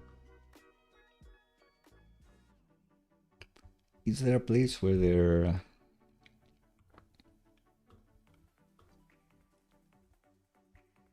it's magic underscore link. It's only 5. Interesting.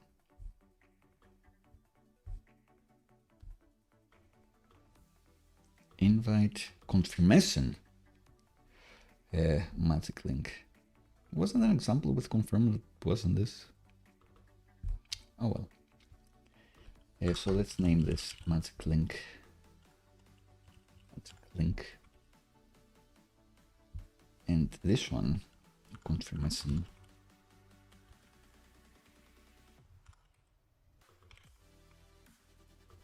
And rename them accordingly. But I'll always forget them. And we also have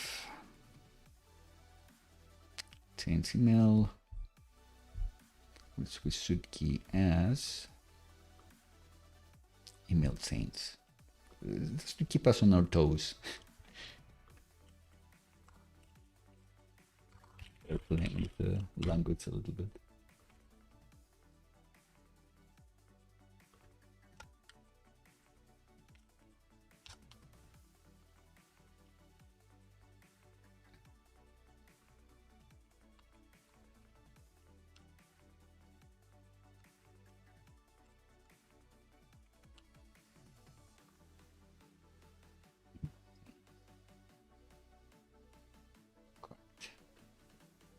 Do I have experience in machine learning?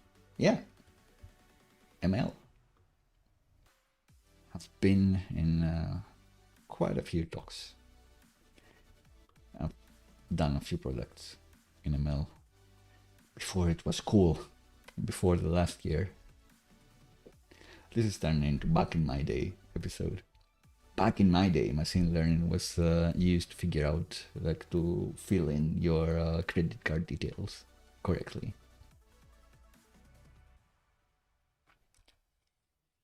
So that's the optical character recognition and that sort of thing.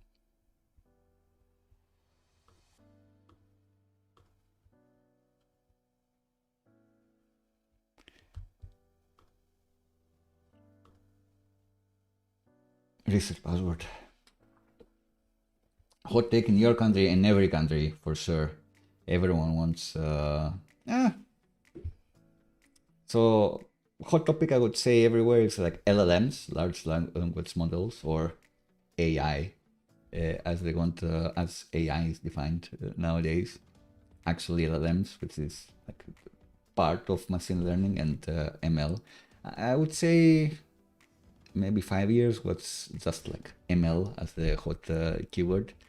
But please clarify, do you mean like those ML mean large language models, like ChatGPT style, I guess, or something else?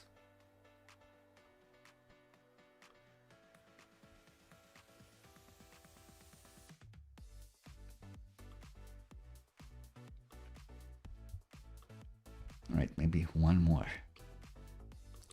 I think recovery is the password, is the reset password one.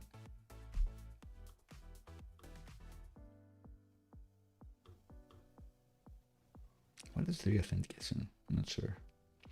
For a device, I guess.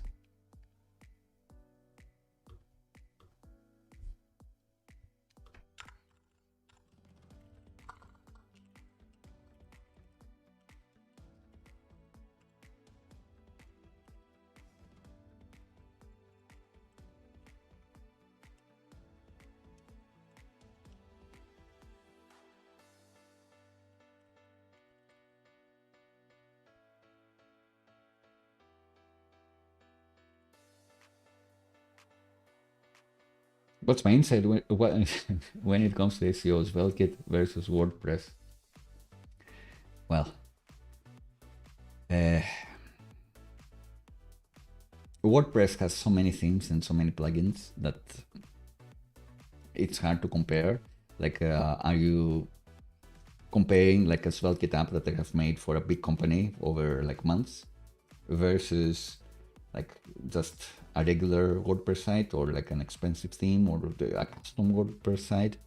It's, you know, you can do it well and you can do it poorly in either way. I would say it's easier to shoot yourself in the foot with WordPress because you can use a theme or a plugin or anything that adds bloat to your website, and that's going to impact your core web vitals, which are used for your SEO. So it's hard to say.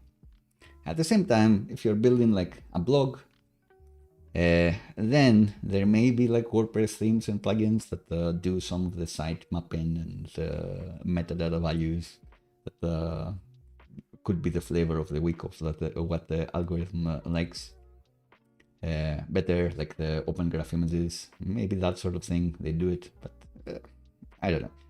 It's easier to do it worse. Every time you click in WordPress, it reloads. Yeah, you don't want that to happen. That's going to affect your SEO value for sure.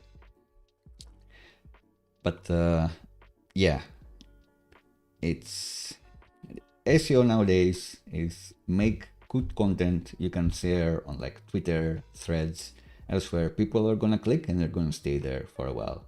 The algorithm is going to like that, so that page is going to get promoted more.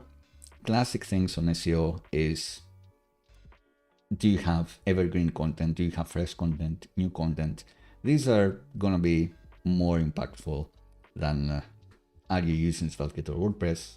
Your users don't know that, but they do know if the page reloads on every click. But that's not like a WordPress problem. That's like an WordPress implementation problem. It's not something that WordPress does by default. Yeah, quick thoughts on SEO. Folks, Johnny, So one more to go. It's recovery, great.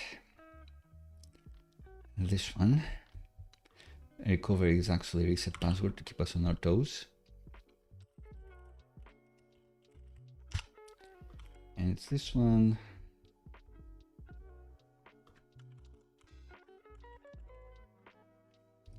Then you need to go to your profile, I guess, no matter what. So let's just do this, like me, edit. We don't have passwords, so we'll never use this, but let's just have it in there.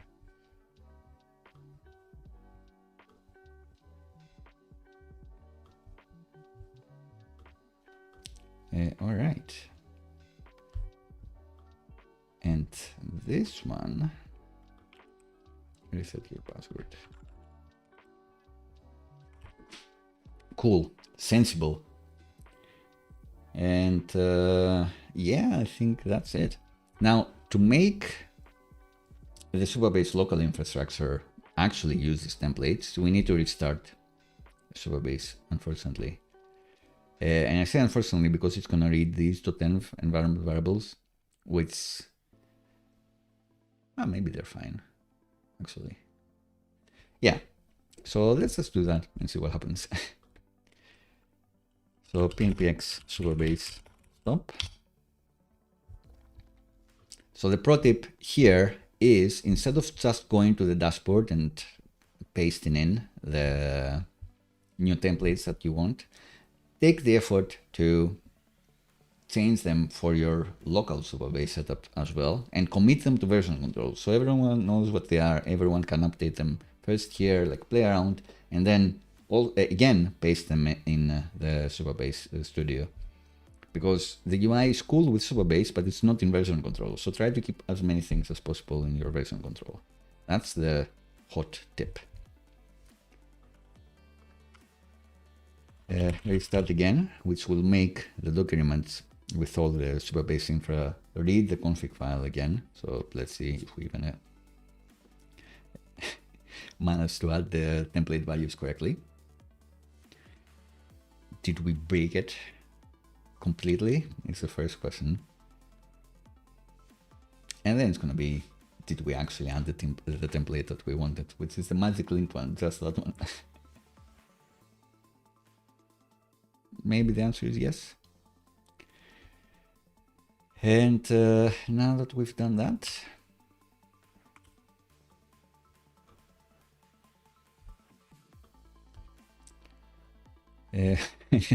end of tutorial. Right. So let's see, what do we have here? Kinda did this. And we can go to the testing. So let's have a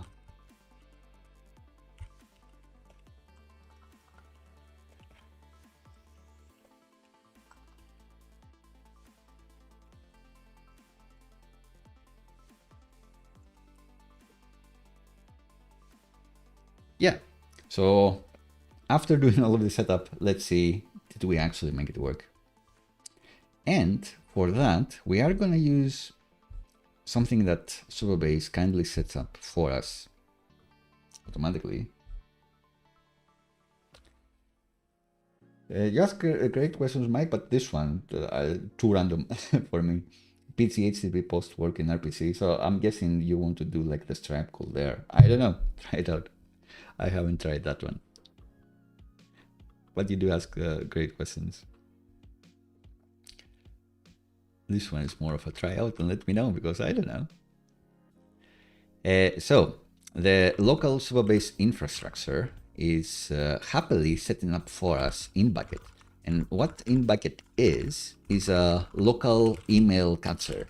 So whenever you send something with like node mailer, like the local SMTP way to deliver email, it's gonna get intercepted by Inbucket, and you're gonna find it here. So in theory,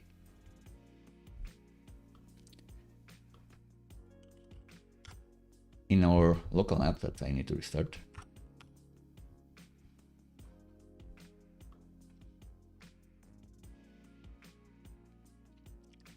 I go to login here and I say login with email, and it's not going to work. It's going to say put in an email here and put in my email and then press to login. We're getting a confirmation, a toast here that says we got an email there. And now I can go to the mailbox and see that every time we were clicking and trying this out, it was actually sending magic links, which is great. And you may notice that it did pick up the different templates that we have, because before they were actually putting in the code like this, which is nice. It's not that long a code. But with the current template, we have the login page here. We're going here, and then it's going to be like, oh no, it didn't actually work. So what's that about? Like, did we mistype the email, the address in the template? Sounds very likely. Sounds like us. Sounds like us. So let's have a look at the email again. On that one.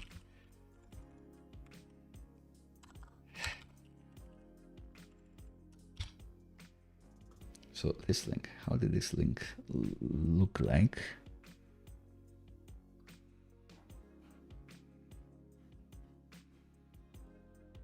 Oh, and it has the next here, which I'm not sure I like. It is going to localhost, so what's the problem?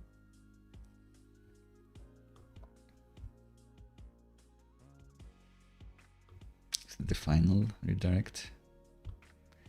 Is it the slice? I think it's the slice. I think it's that next thing that I kept doing. This redirect part. So yeah, let's forget this ever happened. That's only manually hard-coded. We're not using it anyway. So confirmation, no need to have a next. Mail chains, no need to have a next.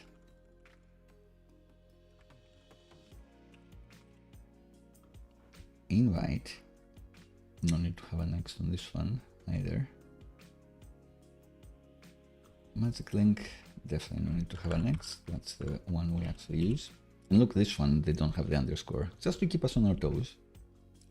And then for recovery, for the reset, then I guess go here to edit your profile. I don't know, don't really need it. The problem with this is that I need to Supabase stop and start again. It's taking a while to read the new templates, because I think that's the problem. I think that I tried to be too clever, being excited with a direct URL, because I thought that that direct URL was the optional one that we were gonna be passing to the Supabase JavaScript client, which we have, and we didn't pass anything, so I thought it would be just slash, would be nothing. But it feels like that's not quite correct.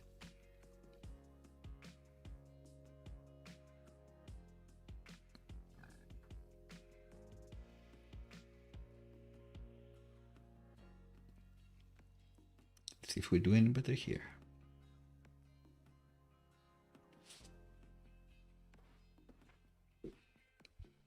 For the next stream, where we will be using the storage API, most likely, I should remember to update this. So let's try again.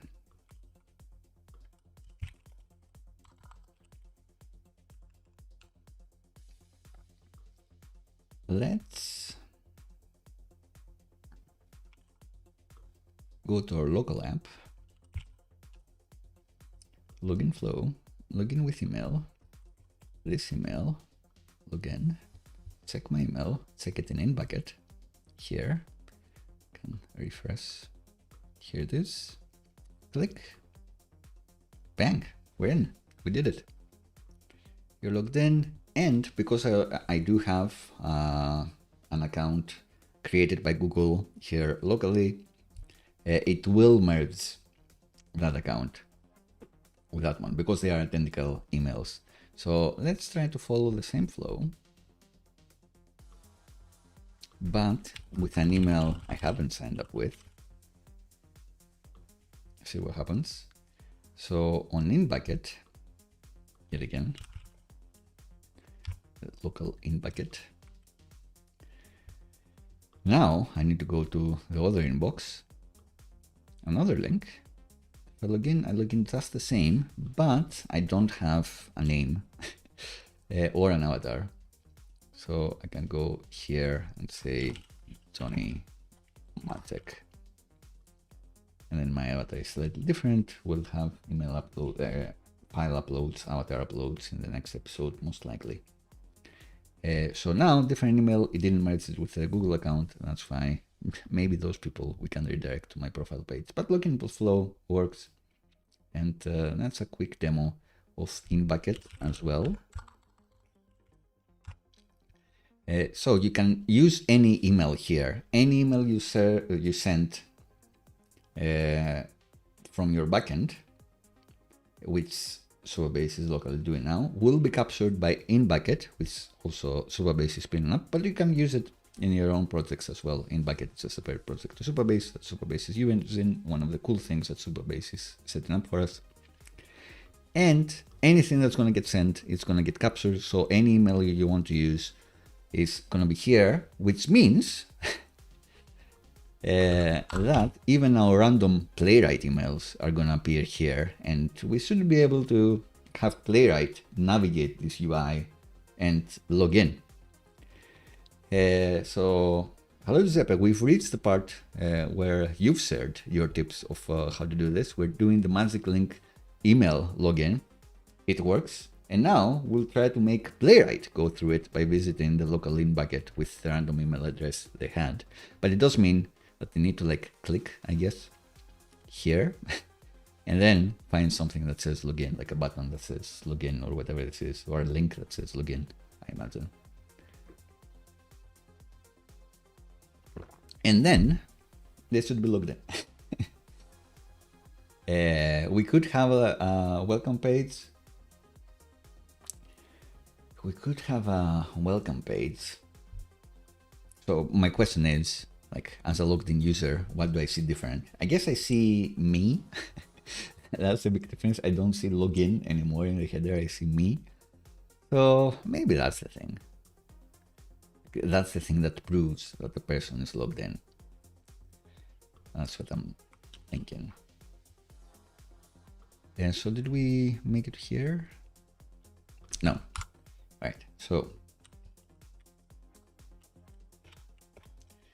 manually gone through the magic link login flow, proven it works. How do we test it? Finally test the auth flow, which is the most important part of any app, and few people test them. So if we go to our auth spec again, we do see that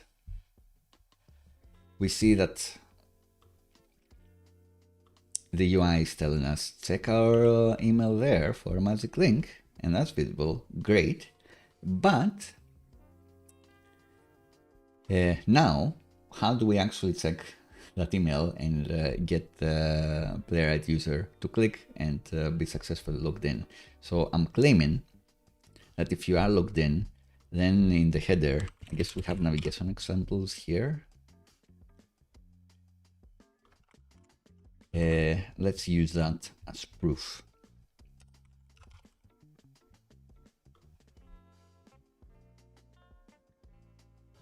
You could have a welcome page for the first time user as well.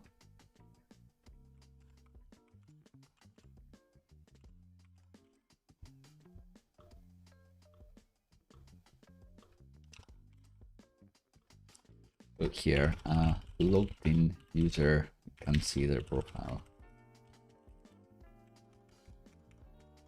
Or proof of logged in.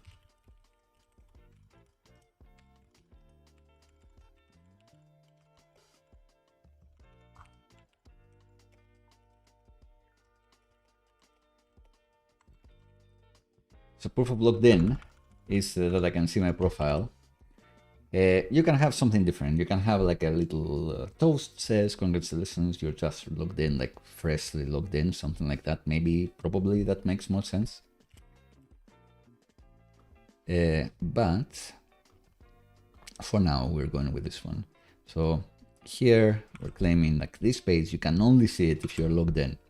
So if this test ever passes, which it won't now, it will mean that they are logged in. But how do they get to the logged in state? They need to get their email. And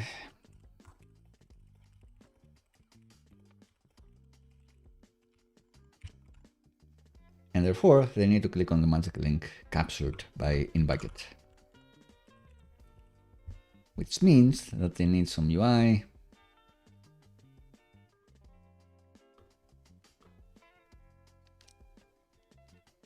We won't try to guess the timestamp here, but we'll try to go.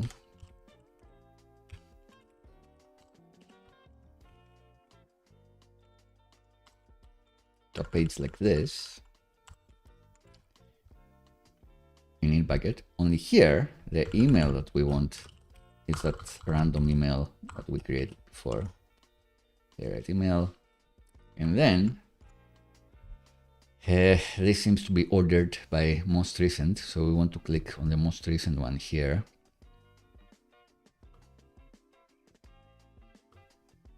It's on the side as well. So like no H1s, no nothing. And yeah, so let's just search for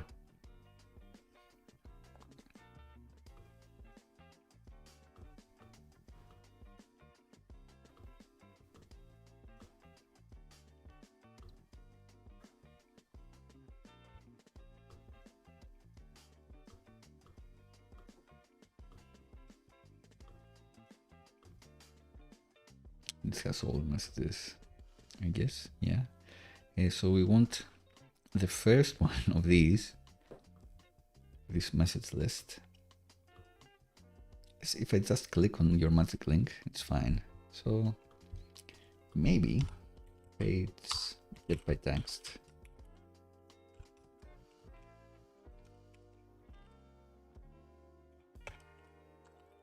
Magic link.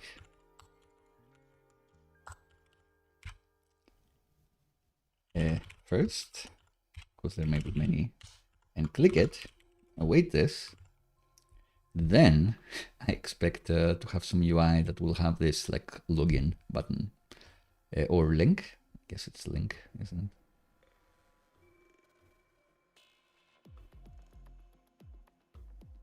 Yeah. So the Supabase edge function can be used for free by Mike. No, that's one of the ways they get you. The edge functions they have are super expensive. The most expensive thing they have. What I prefer using is Velvet server endpoints, for sure. We've done a series with Supabase edge functions using ChatGPT for natural language search, but it's super expensive. I'd rather not use them if I have the option.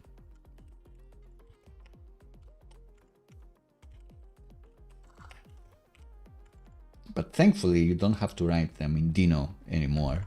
You can do vanilla JavaScript, I think. So that's something. So I guess that's good.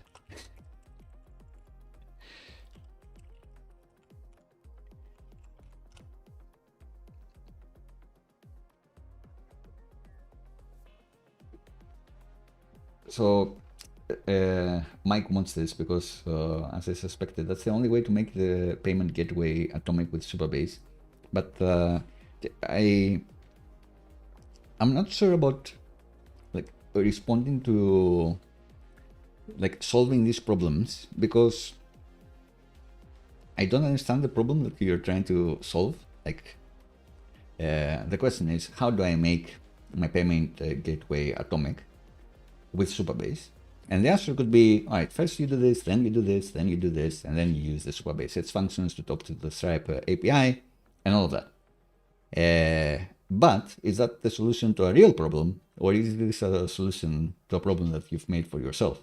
So the end goal for the user doesn't care if you have an atomic payment gateway. What problem are you solving behind that made you think the solution is a payment gateway that that's atomic, because maybe that's not the solution. Is what I'm trying to say.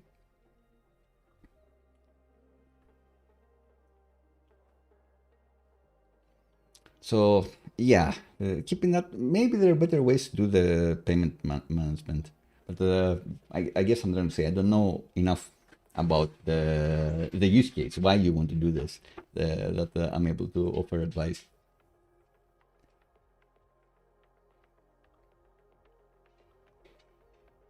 I understand the concept of, oh, Supabase needs to know this, and then it needs to say this, or I need to request this, but I understand the steps, but I don't understand the whole journey that you're trying to solve there. So I'm not sure if I'm able to offer better advice than this. Right, so maybe exciting things here. I claim that this should just work, and Playwright should be able to go through the login flow magically. Let's see. Oh my god, it actually did it. So let's see if we can prove that this happened, and we have a tested login flow because Playwright is so fast.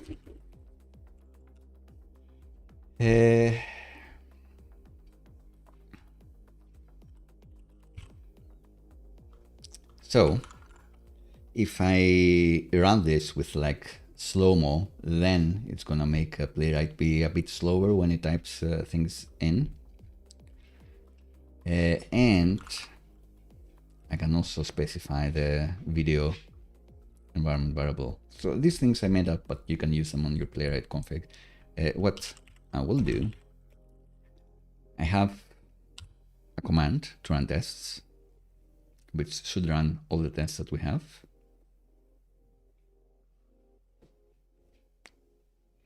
And they all pass.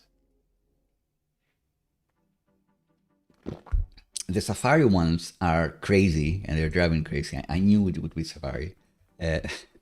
But anyway, we'll see. Maybe just for now.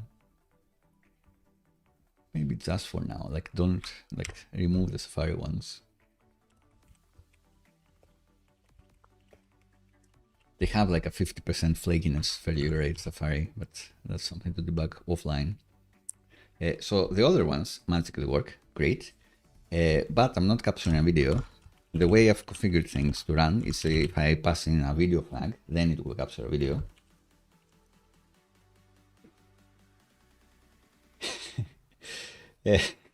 Mike is saying, I'm like a dog holding my own leash. And I always think that's so cool. When I walk my puppy, I always hold the leash, of course. And you know, she's safe with me. I hold it well. We run well. We move well. But whenever I see a dog that is actually able to self-drive and go to the park by itself, I'm like, that's so cool. Maybe one day we'll be able to do this, but it's a bit scary. But yeah, that's by the by. It's what does the user want is the first question that I ask. It's like, oh, the user wants to be able to buy this product and not be charged like 3 times. So that's fair enough. But I need to know more particulars on the use case to be able to say, okay, the easiest way to do this would be this. Because you're getting into like very advanced stuff with all of this. And I can only imagine there must be like easier ways to do this. Anyway, and I've also introduced this slow-mo variable, which I can never remember. Is it milliseconds or seconds? Let's say it's milliseconds into 500.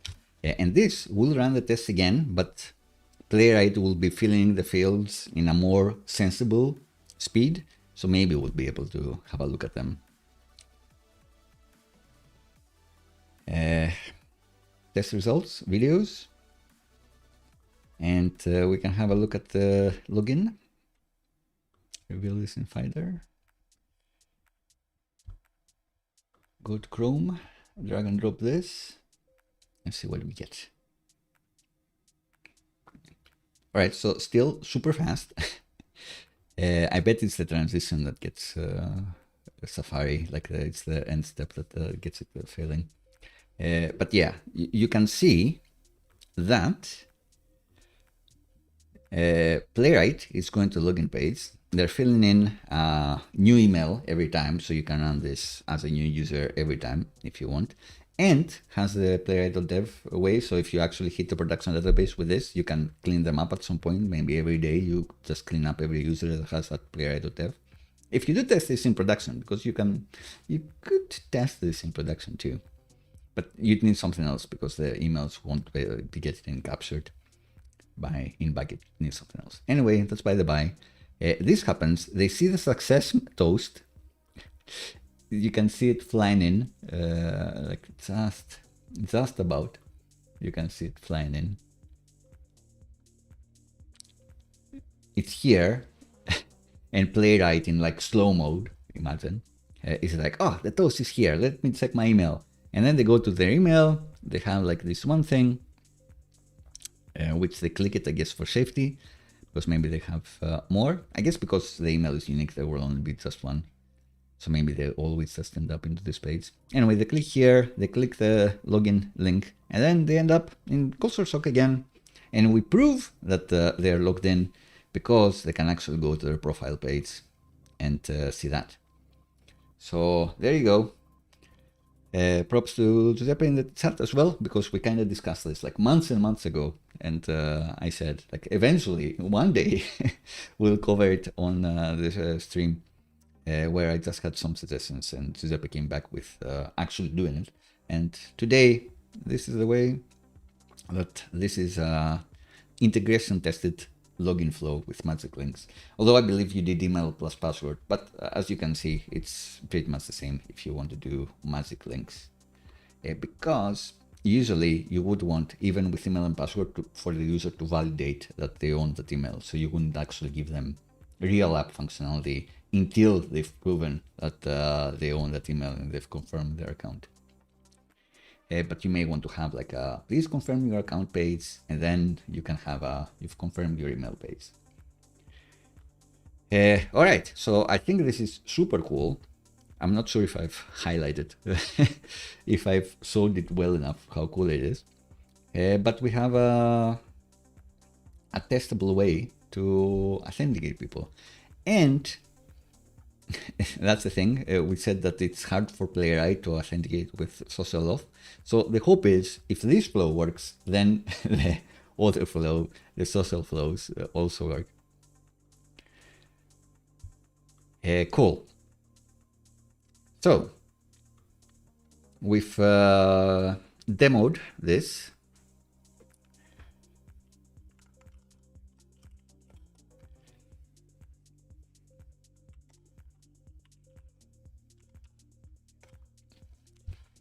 And now, since we're here, the question may be, since we're logged in, how do we validate other parts of the app that we may want to test? Because if you are logged in, you are able to, well, see your profile, edit your profile, change your name. Does that work? You are able to get to this page, add your own activity. Does that work? That's not tested in this app, and it should be. Maybe we should have started like this. But the problem is that only logged in users can do this. So how do you get to the logged in state? And one of the ways would be to go through the login flow every time, but that would be a bit mental. Indeed, Playwright does have helper message for you to be able to log in once and then store this authenticated logged in state for other tests to reuse later, which is what we're going to do now.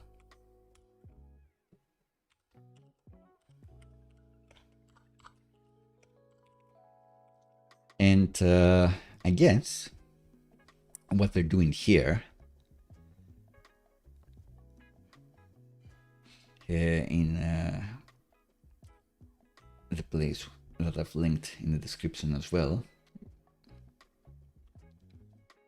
is, in the end, you just store this as a new context, and that's the path in your directory structure where this logged in state is gonna be stored in, and you can load that storage states in other tests.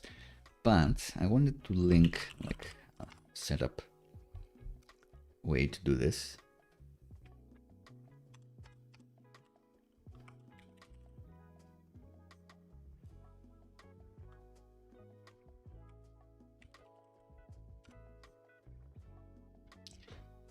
And we have shown a global setup file before, which I guess is what we're gonna be using here. Ah, there you go. They're suggesting this, like, go to a page that proves that you're logged in. And then you can persist the state in this file. So in the end here, if all of this happens, we're proven to be logged in. And then we can have a variable that says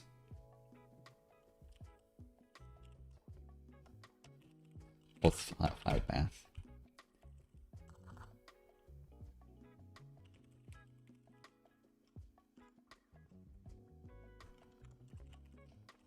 Logged in file path. And if you have different levels of users, like user, paid user, premium user, super user, you can log in the different ways and store the different states and have different tests according to the type of user you are.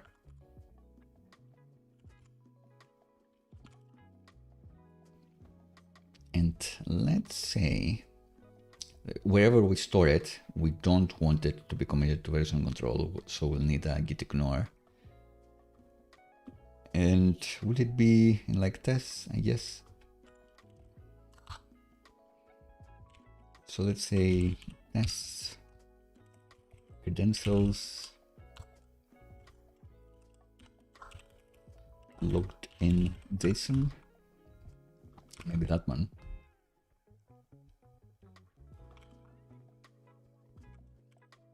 And that will allow us to reuse it in other files more easily.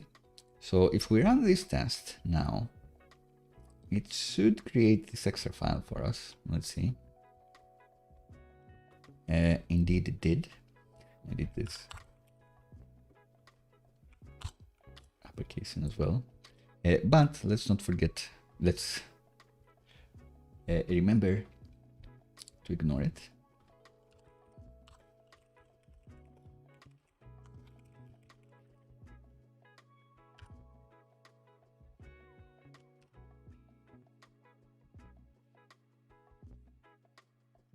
And questions, have I tried auth hooks? You use that to intercept the ZWT before it saves tokens to the cookie. I'm not sure if you're actually doing backend flow. You may be doing something client side. There. But yeah, we're not looking into the user's ZWT here. Although I wouldn't be like too quick to do like crazy stuff with the auth and the hooks, because they have this get user like problem and logs that have that has like hundreds of issues and people complaining about it. So I'd expect it to change kind of soon. Right, so what's the credentials path that we specified? So let's put ignore. But everything in that directory. Let's go through the test again. Not this one. This one. So this creates this directory, great, and creates these credentials that have all the cookies that we need. Great. It even has cookies for Inbucket, which is kind of funny. Oh, that's funny. Anyway, they're logged in now, and they can reuse these days by using context. But what they're claiming here is that you can use the storage state like this in the config object. So maybe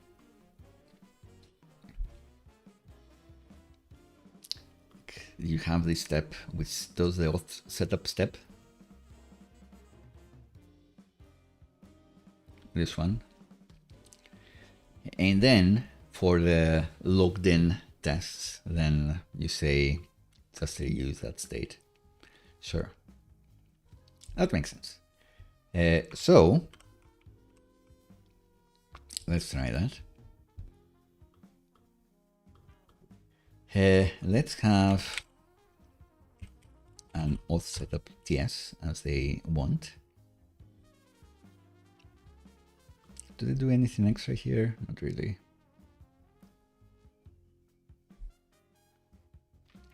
And copy whatever we did in here for the can login with email. We won't actually be testing it here.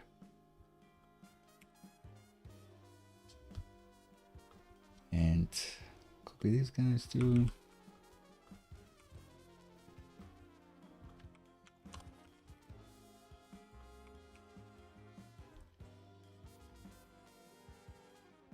And let's create it more. And they're claiming, let's have this setup project, but I'm only going to have this setup project when I'm trying to do things locally. So I have 2 buckets of tests, the actual end-to-end against deployment tests and the MSW mock service worker tests. And I only want this for the mock service worker tests. So let's see, how do we define this on Playwright? Here. I am gonna say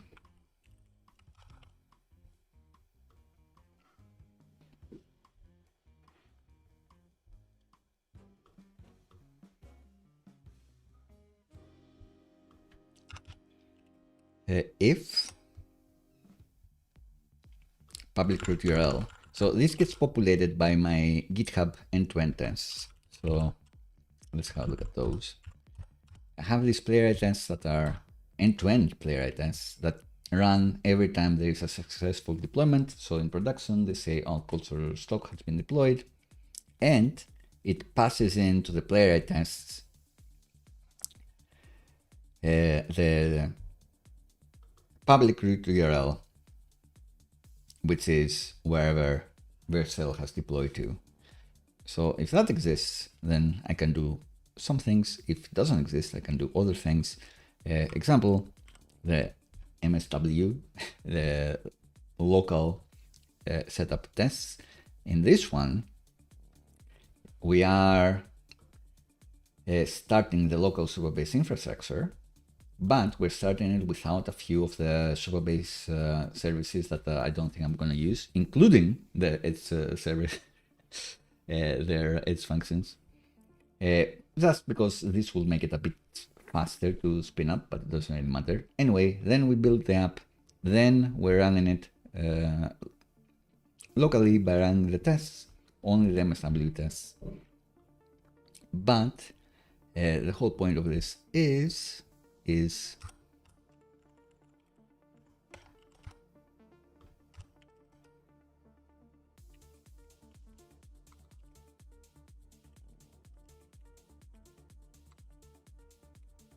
so if we don't have local tests, then we want to add that setup action, that setup project.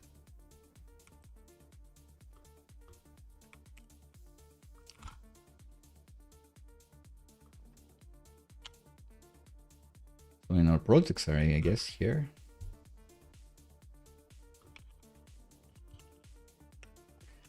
we want to push this. Great. Which is going to run the auth setup file we just created. But we also want to say that everything depends on this storage state. I guess everything existing.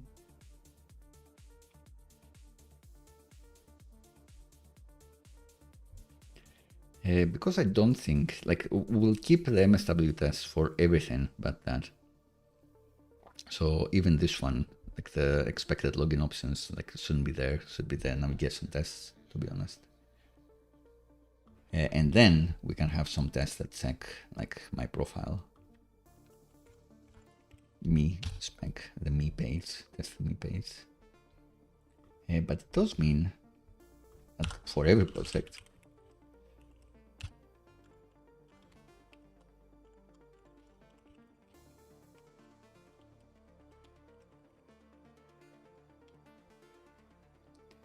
I want to do storage state.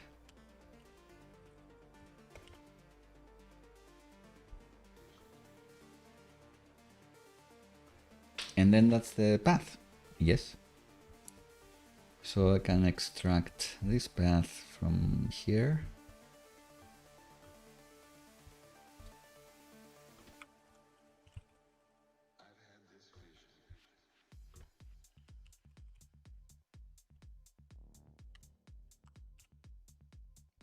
Will it manage to import it? Guess not.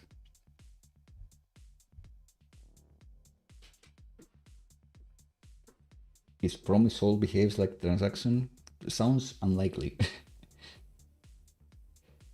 So promise.all, you give it an array of promises, and then you can await all of them until all of them are done successful, and then you do other stuff. That doesn't change what those promises are actually doing behind the scenes. If they're promises of you executing transactions, then that's fine. If they are separate Supabase commands, like insert this, delete that, select that, and then you promise all of them, it's not a transaction. If one of them fails, it's just that you won't go to the next place of your code, but some of those operations will be committed. So payment gateway succeeded, but the Supabase API failed. Yeah, that's bad. Maybe you should look into webhooks. It feels like if the kind of Supabase thing, if Stripe is your source of truth, have that be your source of truth and set up some webhooks to fire when there is a successful payment, and then they hit your API, and that API will try to update Supabase or not. If they fail, they return a 500 response, and then Stripe will retry the webhook later, and you'll have the dashboard there to show you that these webhooks failed. So even if Stripe gives up because that keeps failing, then you can see which webhooks fails, what were the payload, retry them if you do a fix. I think that's the way to go, like handle the syncing with webhooks. Set up Stripe to send you some events on successful payments and that sort of thing, which we've shown a few times. Why don't you go with that one? Not sure.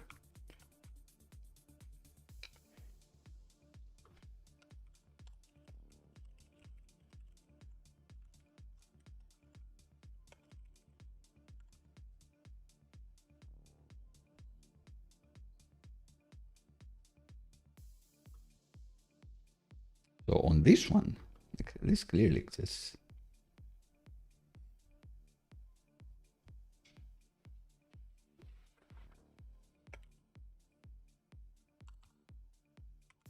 There you go, webhooks.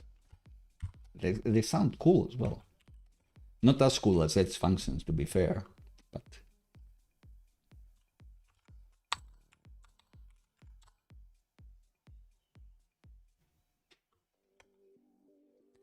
so how do I convince that this should be updated and clear? How do I bring this in? Also unclear.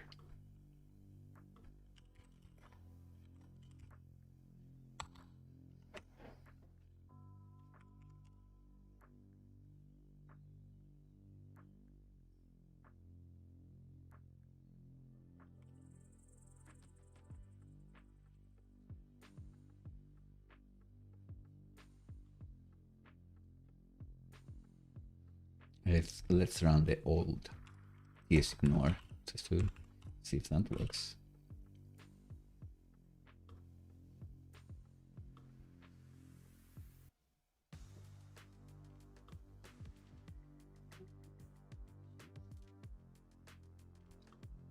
Is this a configuration file? Interesting.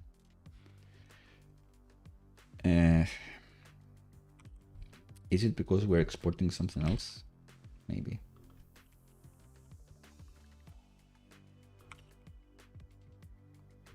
Yeah, so I don't think we can export this. From from here. Is it gonna be happy now?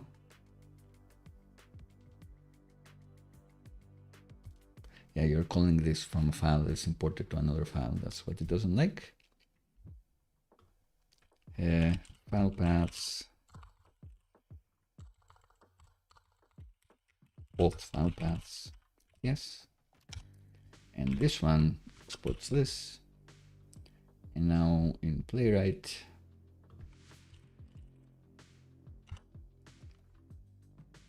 forget this ever happened.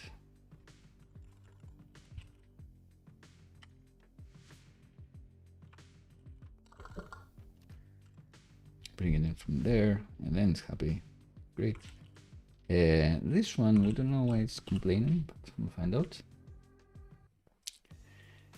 But that should be fine.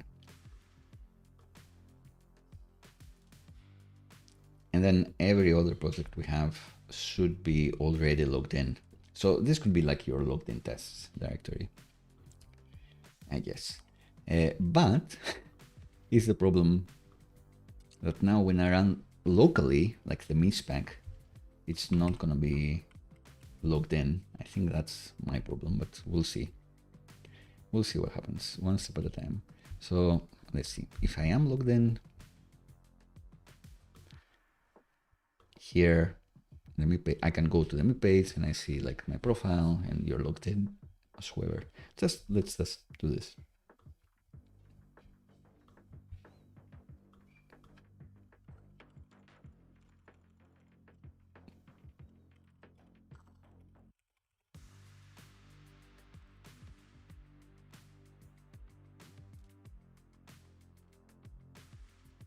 So go to me.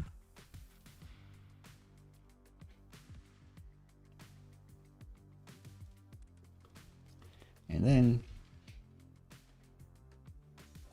I expect the heading to be your profile. And that's it. So does this test succeed? I'd imagine no, but yes. Oh, actually it does. Amazing. So it must be logged in. The Playwright VS Code plugin must be run the setup file. Or maybe not, maybe it still has the cookies for me. So this one didn't work. Why not? Because I didn't import this, did I? Absolute Muppet. My dog. My dog is here. My dog thinks I'm cool, so life is good. Let's try this again. Hello, how are you? I will be trying to give my dog a hug for sure.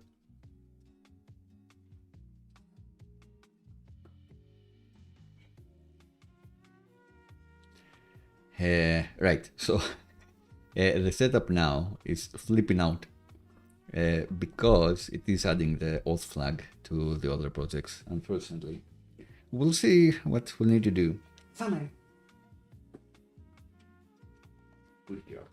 Right, no hugs because it just landed on her bed.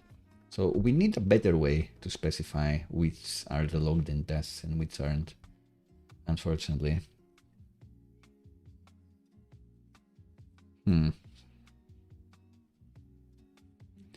We have this way to have change text for like mobile and desktop.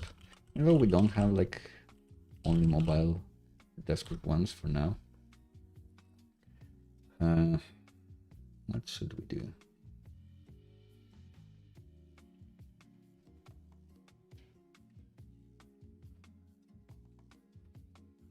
Should we search for a logged in directory?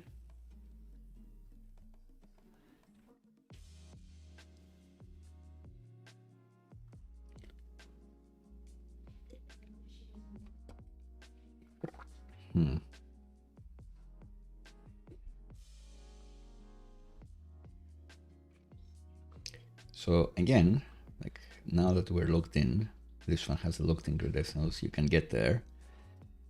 If you didn't have the logged in credentials, you wouldn't be able to get there.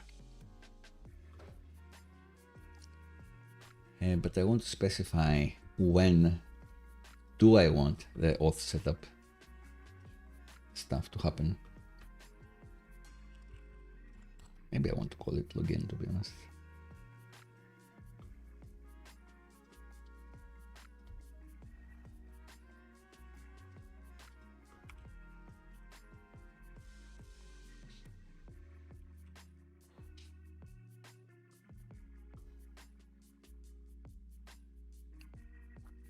And depends as well. But this never. Sky.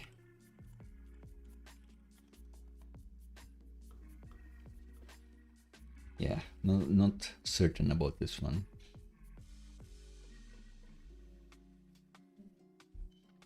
And I just don't want to specify the test like for every browser. It's like, oh, do this and then do that. What else can we specify in a project? Can we specify a directory?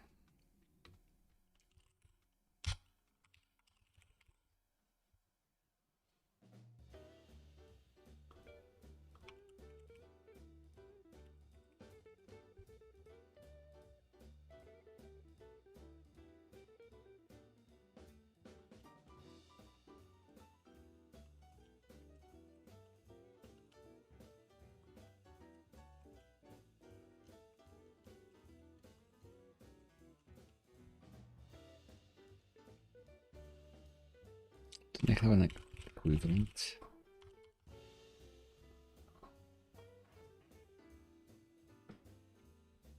We're splitting them into local and not local, which I guess is fine.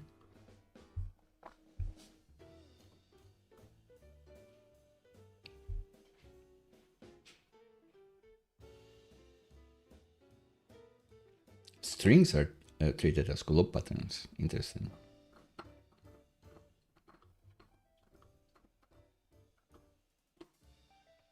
We could have like an anonymous one. Ignore anything that doesn't end with auth. Not sure. Just trying to figure out when to use the storage state.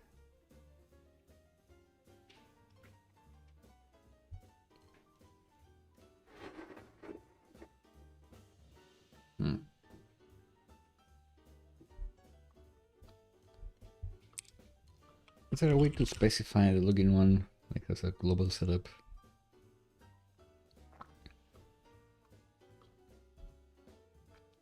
Yeah, you can have the have it like this and then have it around on every single one. Great. Did I have another global setup? I'm not sure. We were spinning up a database in our other tests. Maybe I should take inspiration from myself to get me unblocked here.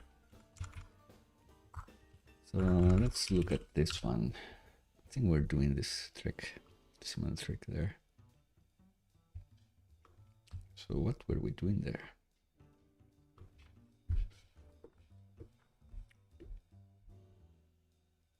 Right, so if MSW enabled, we added this dependency to every project. And I guess TypeScript was happy for that one. And yeah, I guess instead of looking at the public URL, then we're looking whether the mock service worker was enabled. It's fair enough. And when would cleanup run? Like this.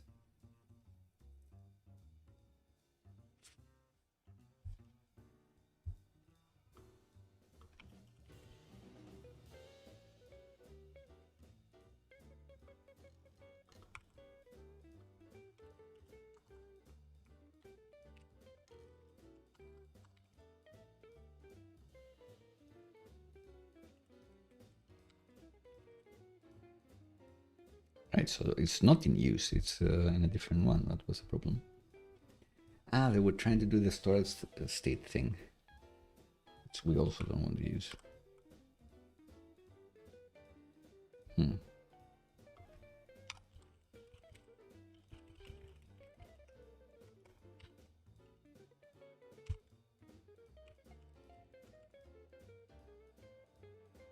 we do want the login dependency here, and then maybe to use the storage state, but maybe we don't want to do that.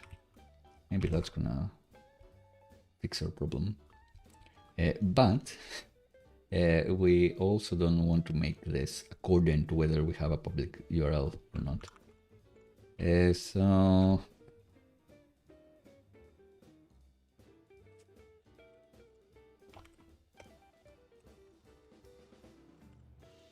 either not on CI or this. And then each project needs to wait for the login to work, which is not needed for every test, but hey, that's maybe fine. And then that needs to happen. So is that any better?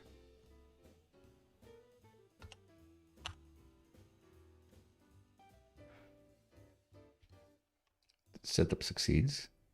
Navigation succeeds. Consider profile page doesn't succeed because it's not using the auth credentials. So how do we use the auth context?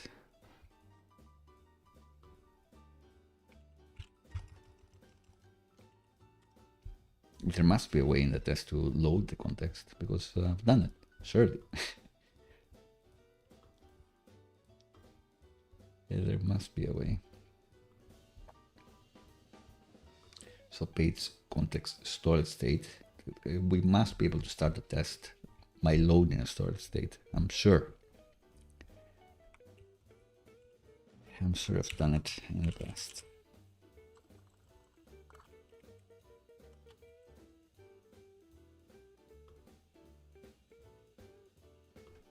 Not that one.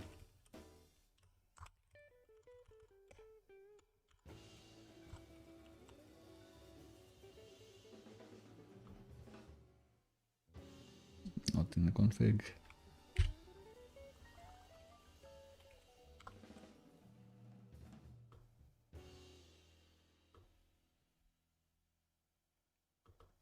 What's the options? Has a path.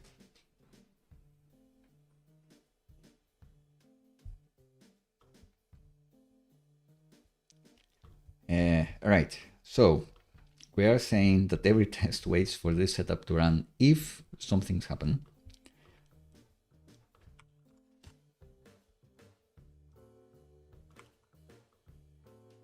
And then this gets created. I guess that's why the level test pass. And then if this has been created, then I can say this page await page storage state, context storage state. What was it?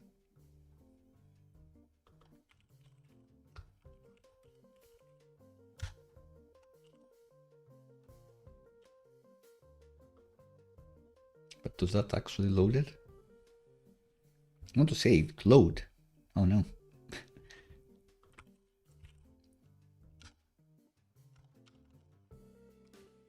Oh no, that's the thing we're doing before.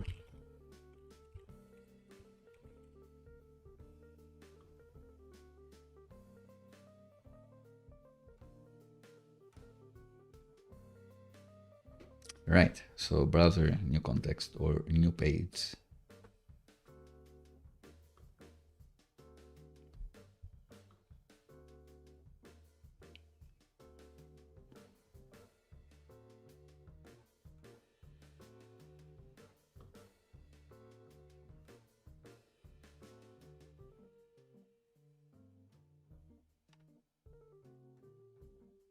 Production code, I guess I should use this.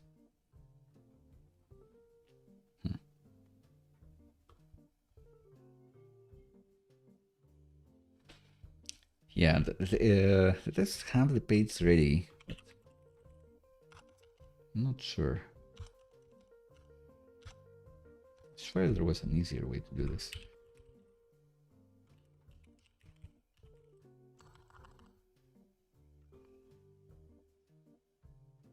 Test use storage state. There you go.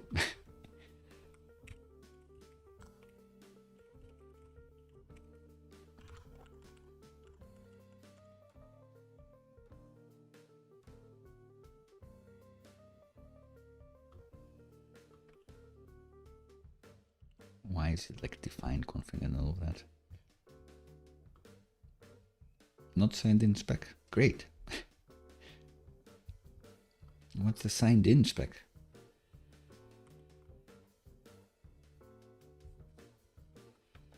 So for this test,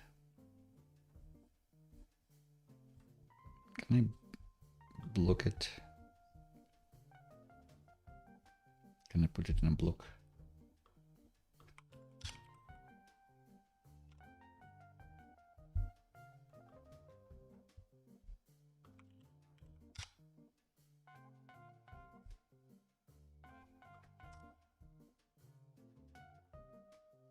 So what is this supposed to be? Can be solid state. Great. Can I pass in a path? Maybe. So does this pass now? I guess the answer is yes. So if I don't have this, does it pass? No.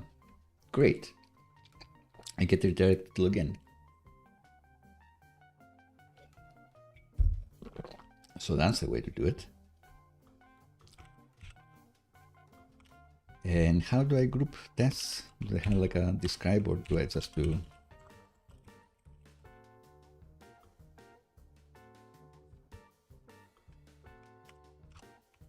test describe logged in user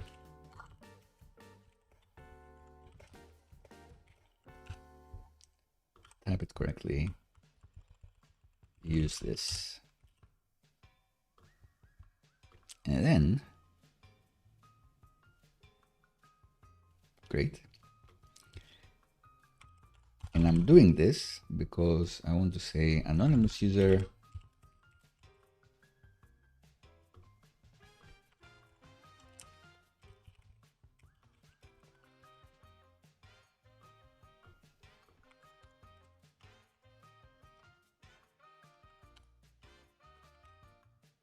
so do both of these work now?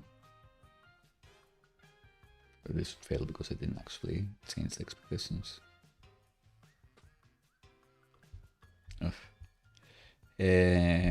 Right. So if what's this? Don't want this. I don't want this. I just want to go to this page and then see my profile. But if I'm not logged in, I'm redirected to the login page.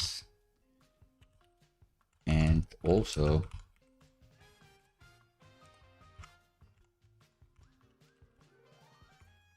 do I have like page to have path? Nah, don't care.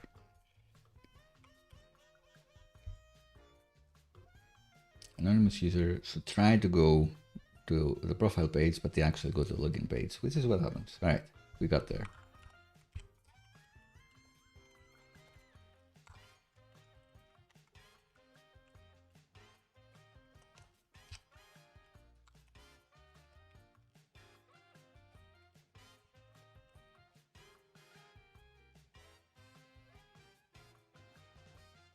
Just for clarity.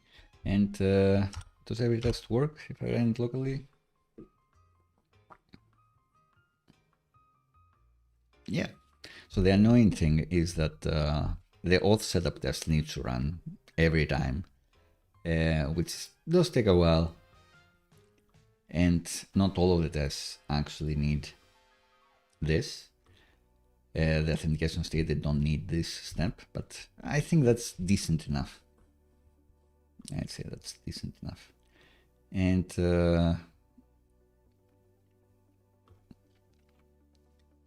so this one, if I don't want, the auth setup should be fine. It's file paths. Sure, let's use that one. And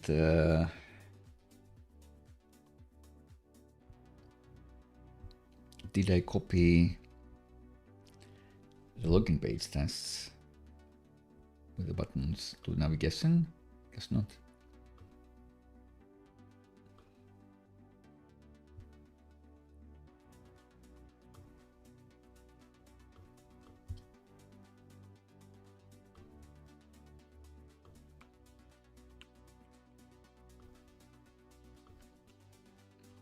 So let's have a login spec.ts.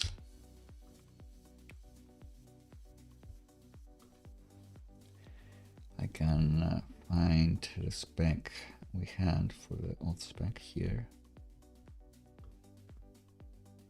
Started with this.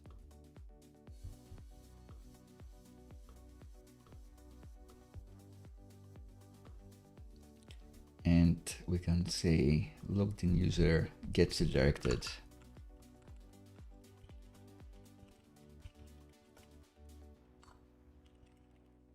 The home page immediately. So if you are logged in and you try to go to login, so this will have Playwright do it. So if you try to go to the login page, and you actually see culture stock. Could also be taking the URL, but I guess we're not doing that.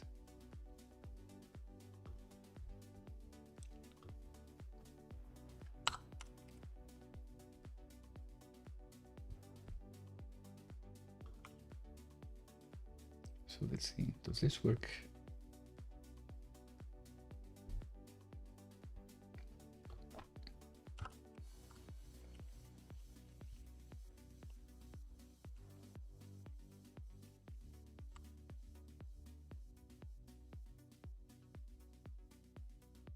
And I guess these were kind of taken in the auth setup as well, but it's fine.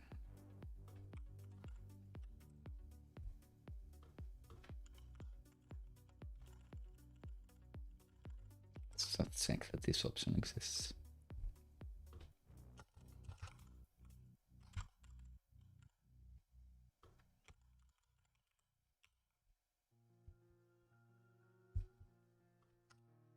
Do they still work?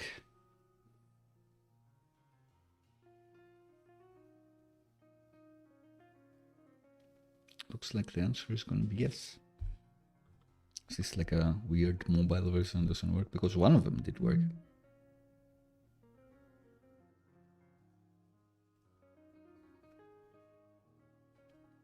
They do take a while to run, but some of them are... Oh, passed. Great. Pretty long. But hey, it passed.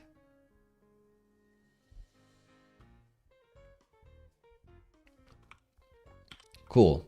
So we have confidence that they are seeing all the expected login options. Is it this? It's been kind of funky.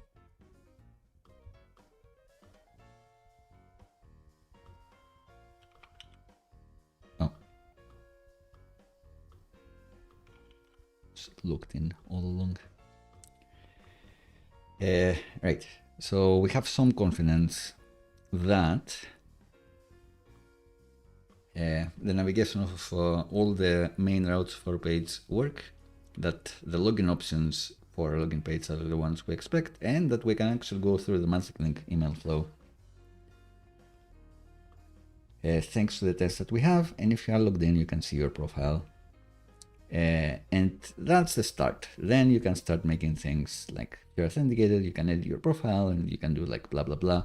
And I wouldn't be checking like every page, like do I get redirected? Like if I'm logged out, what happened? Maybe that's like a disaster scenario. Like everyone check that if you're not logged in, you get there. I guess if you want more confidence, that's fine. It doesn't take that long, but I won't do it. I won't be checking everyone. But I think that's it. And now, have another sip of coffee.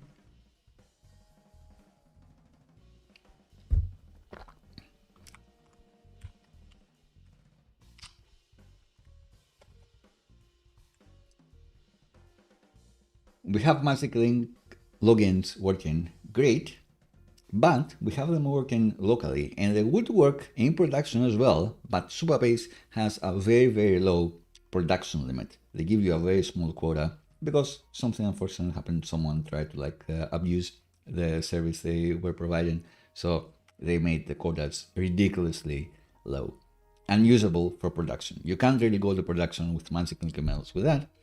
I guess Did anyone sign up for Culture Stock yet, besides me? Looks like no one has submitted anything.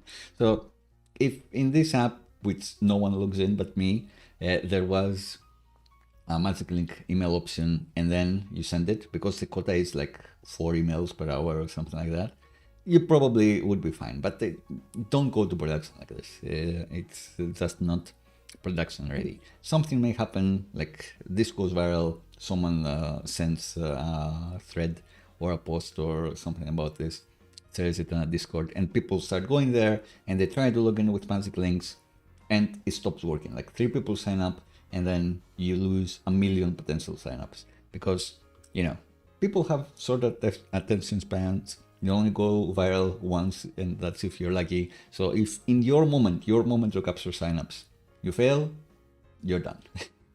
You messed it up. So the Supabase email service, the quotas are too low, don't use it in production, you need something else. We've done a live stream of how to set up Resend, which is a third party that at some point you need to pay. It does give, like, I think 1,000 emails per month, which is very workable. That's something you can work with. That's something you can go to production with for sure. Very happily enhance, like a 2-click integration with Supabase. So that's fine. But lots of people want to use Amazon SES, Simple Email Service. Amazon Simple Email Service, AWS SES, whatever you want to call it. It's the cheapest option usually, and the option that behind the scenes, a lot of the third parties that provide email sending are using, as is usual with AWS.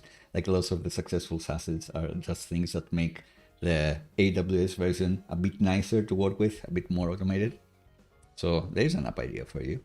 Anyway, we'll try to set things up today with Amazon SES. If you want to use another third party like Resend, check out that previous live stream. Right, so it's a few talking points here. And maybe let's commit this actually. Anything where console login, nothing bad. We could be testing whether there is like a spinner, but maybe that's something I'll add later. I'll just add it now.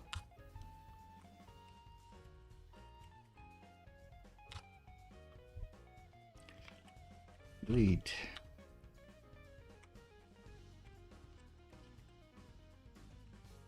So create activity form. I think we're using the delayed thingy here, and we're showing a spinner in the form button. So let's do that.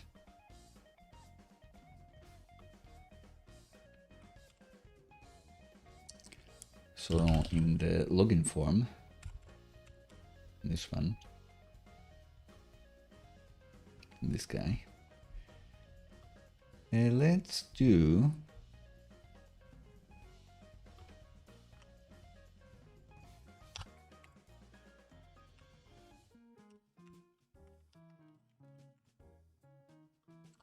bring in the spinner. Great. How's it gonna look? Like this? Keep the same class, I guess.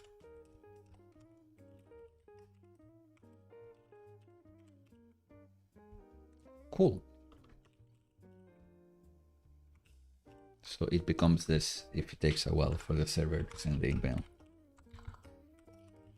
Superforms has a nice specification of why you shouldn't show the loading UI immediately. That I do not believe. I think people want to immediately see something. They do see, I guess, this moving because I've designed it like this. But I think they want to see the spinner immediately. There are some things that you only want to show if there's been significant delay. But I don't know. But that's just a hunch, and you shouldn't go with your hunch all the time. If the other party has links to like papers and research that says this is what you should be doing, then I trust it.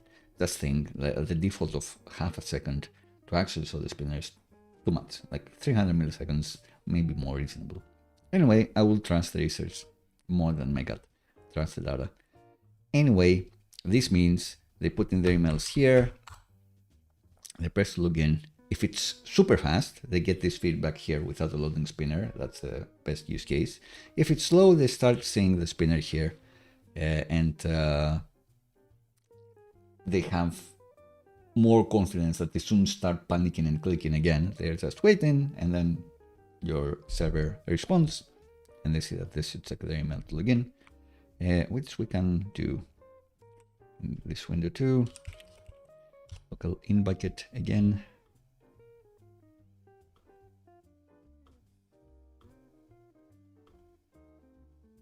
Logged in. It does work.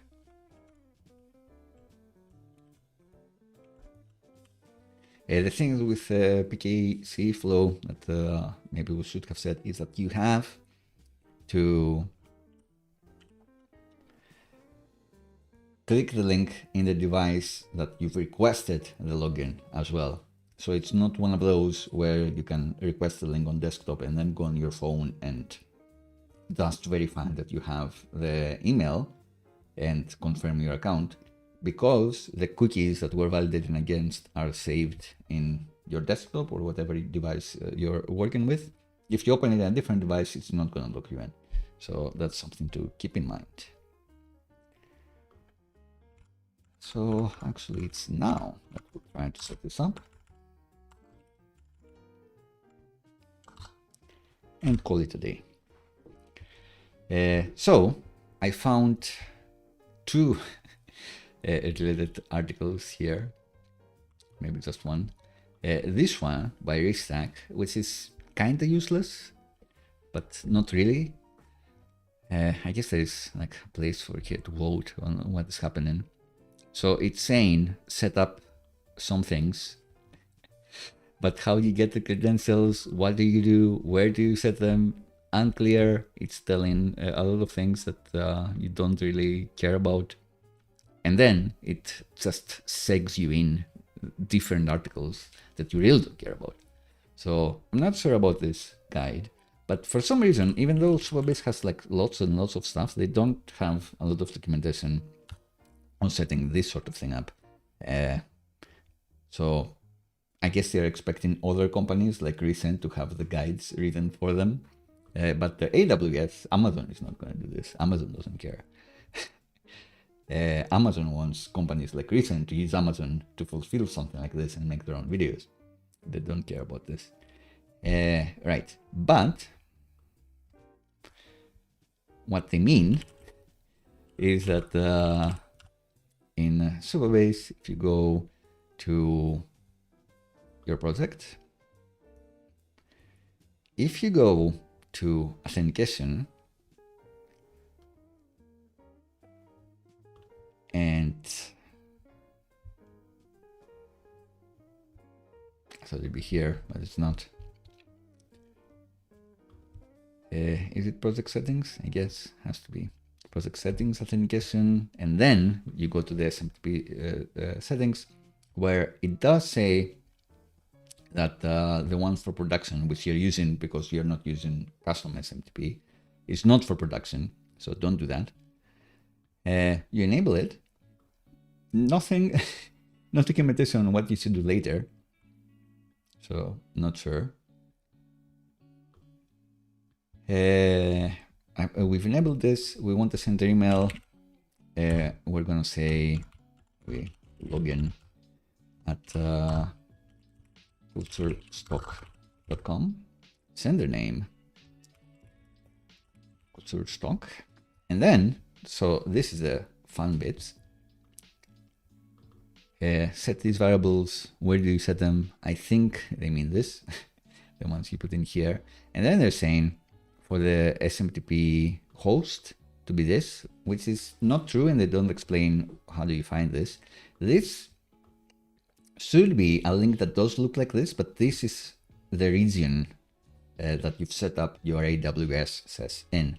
So if I actually go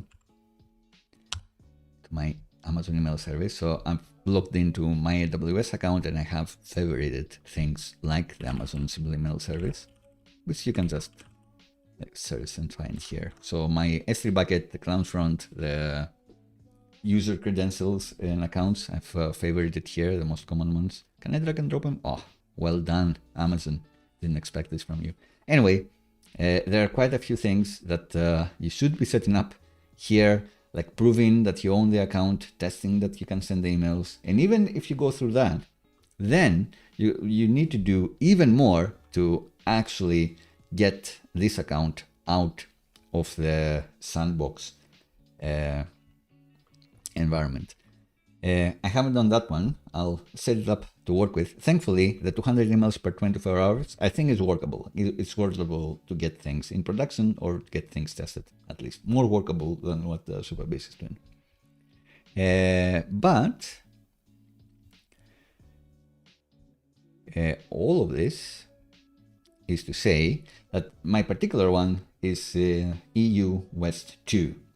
So that's the one we should be using in our case, not US West 2. And we also want a user and a password, which we can create in the dashboard here. So SMTP settings here. So here is the thing we want to copy and paste. So EU West, like if you've managed to find this article too, that doesn't really help. This is the email that the email server should be setting up. So this is the one we want. Great. Port number 465. I guess. Is that what they're claiming here? They're claiming 587, which is interesting, which is this. So should we do that one? I guess. Maybe.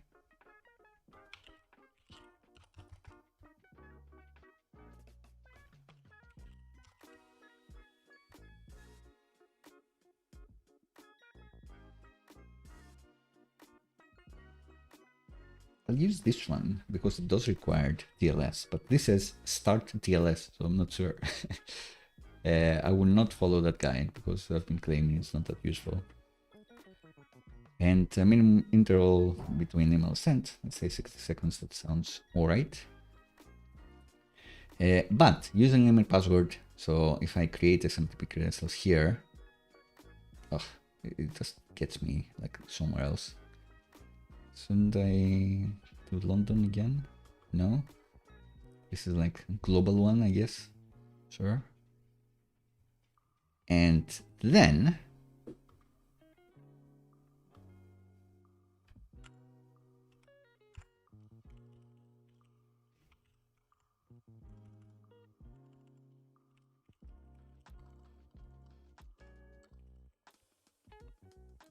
call it like that. And if I create a user, then they can do enough. So I'll take it off screen.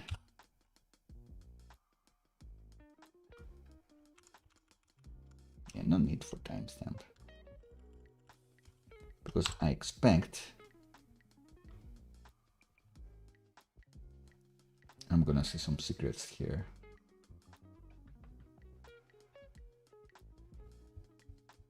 Cool. So in here, it has given me a username, SMTP username. It's given me two usernames, how I can log in as this user with IM, the thing I said before, and the SMTP password. So I'm gonna also move in this in the secret window. Copy the username, paste it in here, copy the password, paste it in here. And it was all invisible in the end, so that's good. Actually, it's claiming you haven't used this person's password, and you'll never be able to see it again. So what's up, mate? But I did do like the copy UI. Just wasn't convinced. I copied it. Interesting. Interesting. All right, so we've done this. We've created this. And I've pressed the save button. So will it work? One way to find out.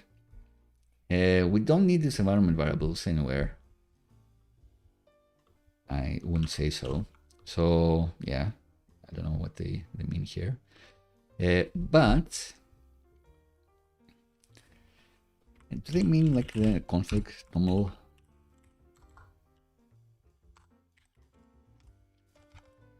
No, this is just for setting up the Inbucket, the mail catcher thing we have. Anyway, did I not commit this? Did I go into a tangent instead of committing this? Allow email logins.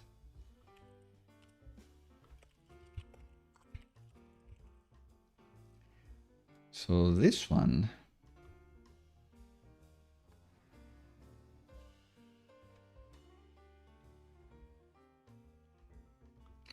is perfect for like a branch deployment because maybe it doesn't work, but I'm gonna YOLO do it in production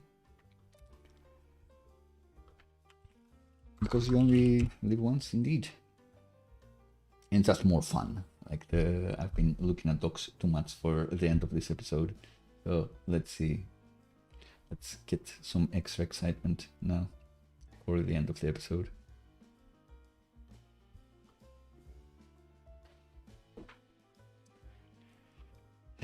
And let's go here. Let's log out. Let's log in. At some point, Vercel will have deployed. And then we'll be good to go.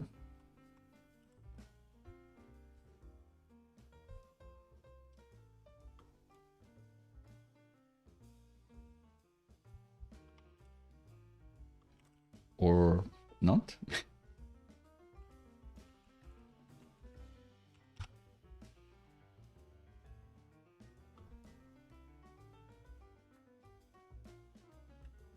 Looks like yes. There you go. You just need to look at it sometimes. So if I manage to get an email here, it's not going to work because I forgot to do the the template. Come on, Johnny. Get it together. Be fast. So we want confirmation. Get this guy. Paste it in.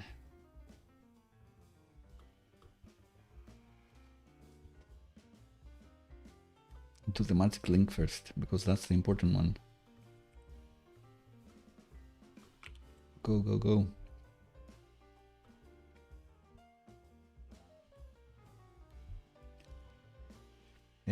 Yeah, let's just do these two. So we have this. Login with email. Could not send you an email. Fair enough. So I can only imagine that we didn't set up the SES correctly. And are there logs in regards to this?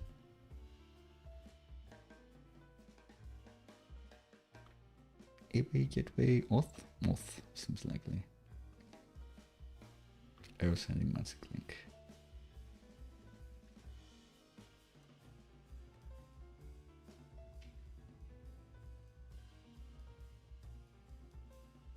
User recovery, they're saying.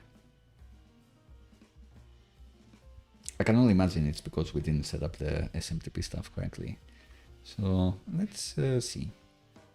In settings, in authentication, we have the custom SMTP, great.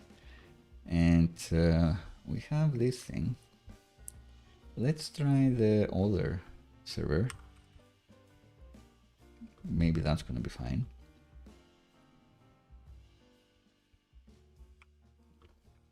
The one this article claims you should use. So let's see if that was it. Try again. Could not. If we don't use the custom SMTP, the rate limited one, and we use the rate limited one, and try again, it looks like it's going to work. So it must be a problem with our SES setup, for sure. And just off screen, I'll go to my email client. I do get a magic link in. Click to log in, And I am logged in indeed. So if I refresh this page now, my browser everywhere has the cookies. So it does work. But clearly this didn't work. And it forgot everything as well. So not sure. The error wasn't that clear. It wasn't. We tried both of these. Could be anything. I'm sure it wasn't this from email, but you never know. I'd say it's more likely that I've messed up some SMTP credentials. So what can this guy do? Nope.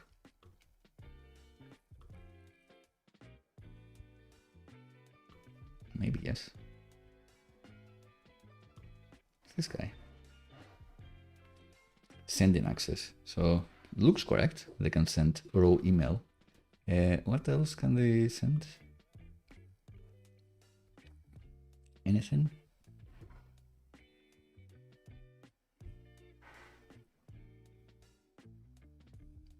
They're saying never used, so that's not good.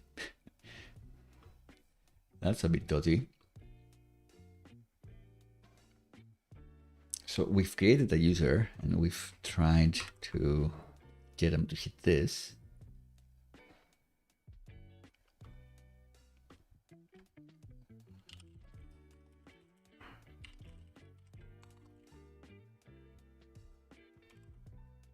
This was the host. This was the port. This was fine. And the username was like a couple things here.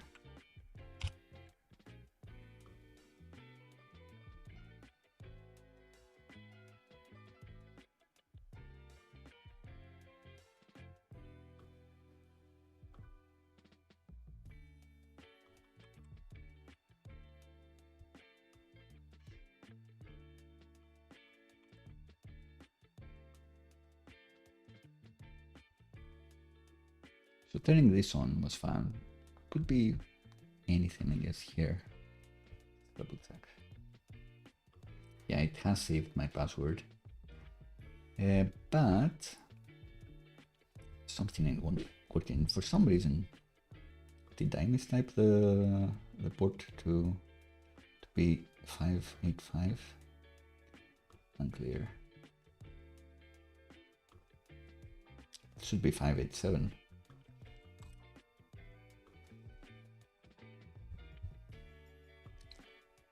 Yeah, I think we'll do like one more try and see what happens.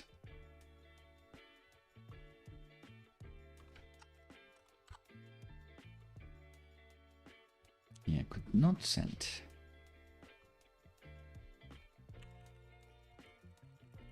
Anything else with this? Guess there's this video from TechMan, but I'll only watch it offline. Ah, there you go. This one has an outbound link to Amazon SES.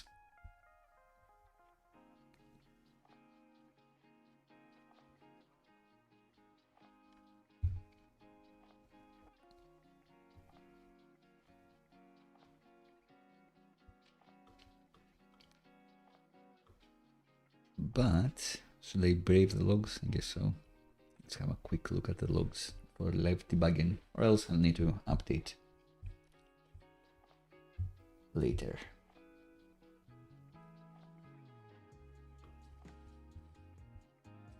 Later meaning next stream, next episode on Friday. So we have the dashboard here, logs, auth. Couldn't send the magic link. Email address is not verified. Ah, okay.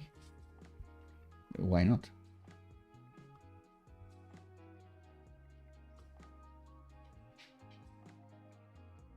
Email address not verified. There you go. It is verified.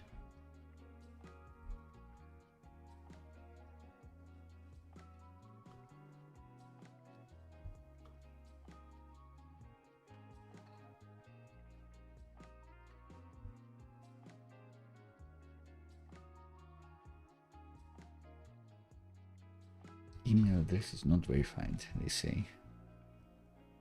Even though it is, right? Pending status, verified.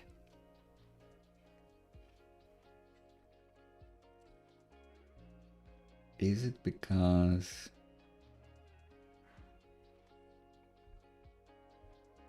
I need this account to have it? Can't imagine. All identities must be verified. Verified. And what did I have here? So maybe it would just work for you. You don't do something crazy like I did here. Login at culturestock.com.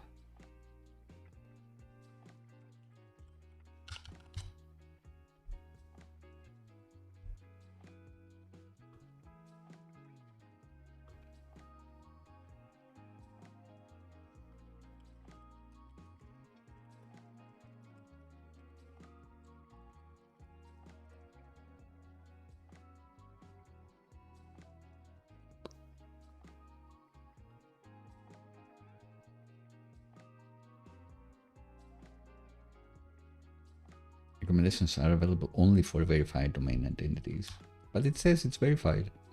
There you go, it's verified.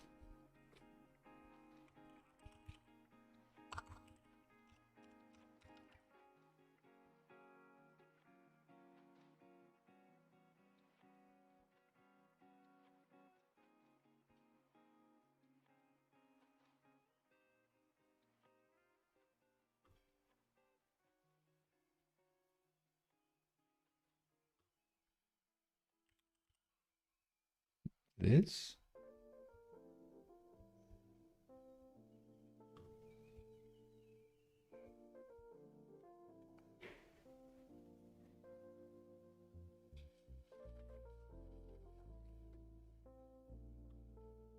Yeah, unclear. They all appear as verified, but I don't understand.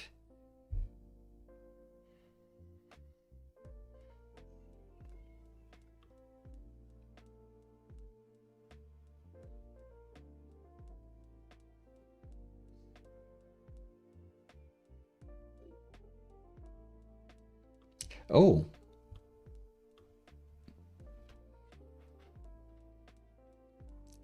Email address not verified, and they're saying you failed the check, and it's...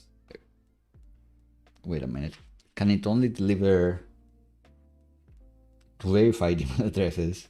Because it is in like sandbox mode. Maybe.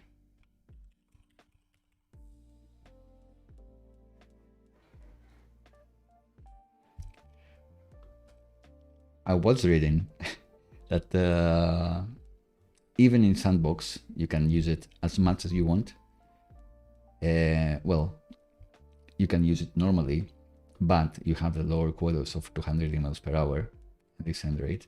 But is a restriction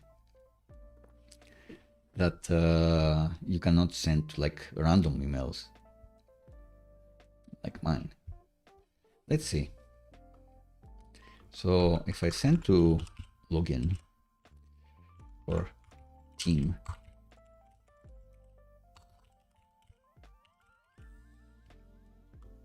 which is a verified email. Oh, it actually sends it. So that's the problem.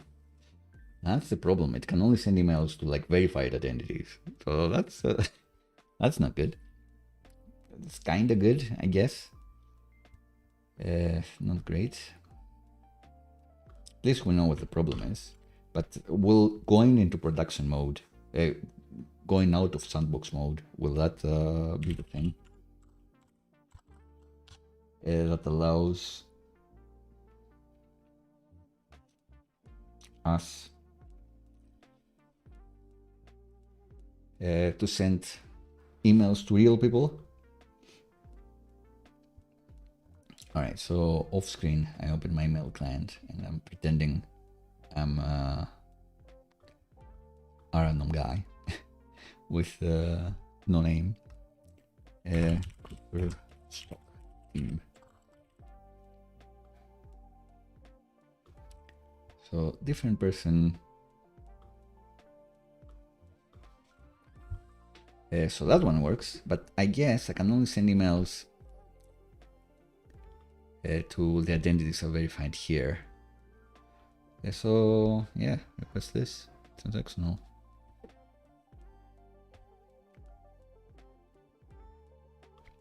Let's do this now. I think I've tried it before, but they were saying we don't understand what you want to do. I'm going to use, maybe have ChatGPT write this, maybe, or Bedrock or whatever they call their own Amazon's version.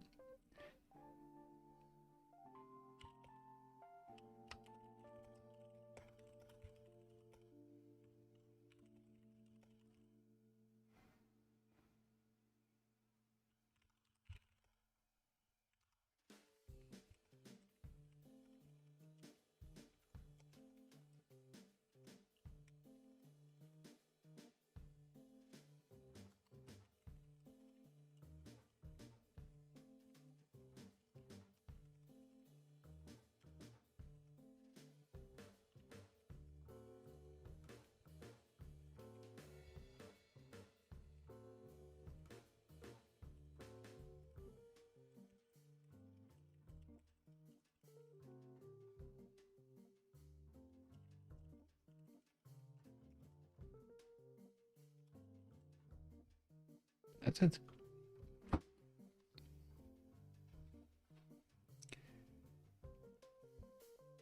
And yeah, I don't think this is automated, even though it should be. I think they will ask for an email saying, I want you to know more things. But yeah, until then, this one is not going to work unless you use one of the predefined accounts. It seems that's a problem. I don't think I've messed anything else up.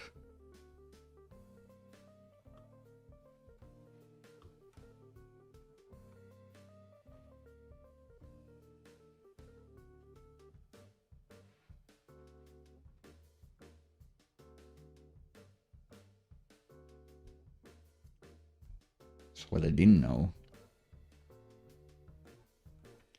is that apparently on sandbox mode you can only send to these identities that you've identified here, verified here. I guess I don't think it's another setting. I think it's this. So keep that in mind. Until then,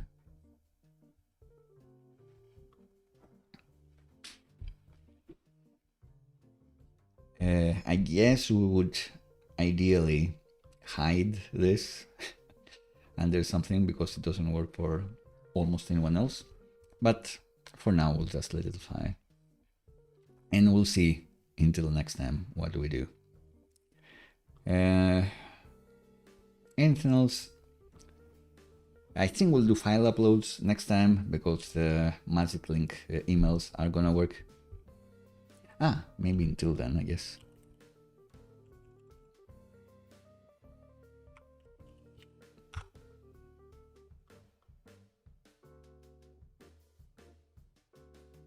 Until then, since we know this is not gonna work, I can move to their non-production SMTP solution, because that's gonna work for some people at least. That's something. And yeah, so try it all again with your preferred way. Let me know how it goes. Next time we'll probably do file uploads. I think that's going to be fun to do. But as always, suggest in the chat what you want me to. So I was thinking about voting functionality, which was suggested in the previous live stream.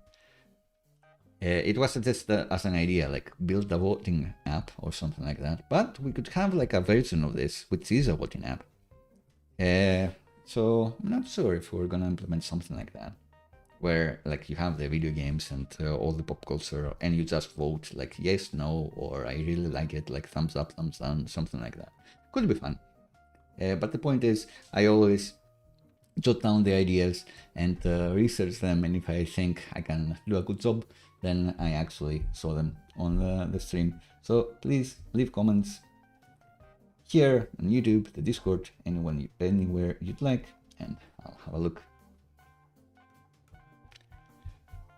Otherwise, this is gonna be it for today. 10.5 hours, like short, breezy stream. Hope you had a lovely time, and we'll catch you on Friday. Me and Summer, my lovely dog, who is, I think, training right now and will be rewarded with food. Thanks to everyone for watching, especially the activity in the chat. It was a pleasure. Have a lovely rest of the week. I'll see you later. Bye.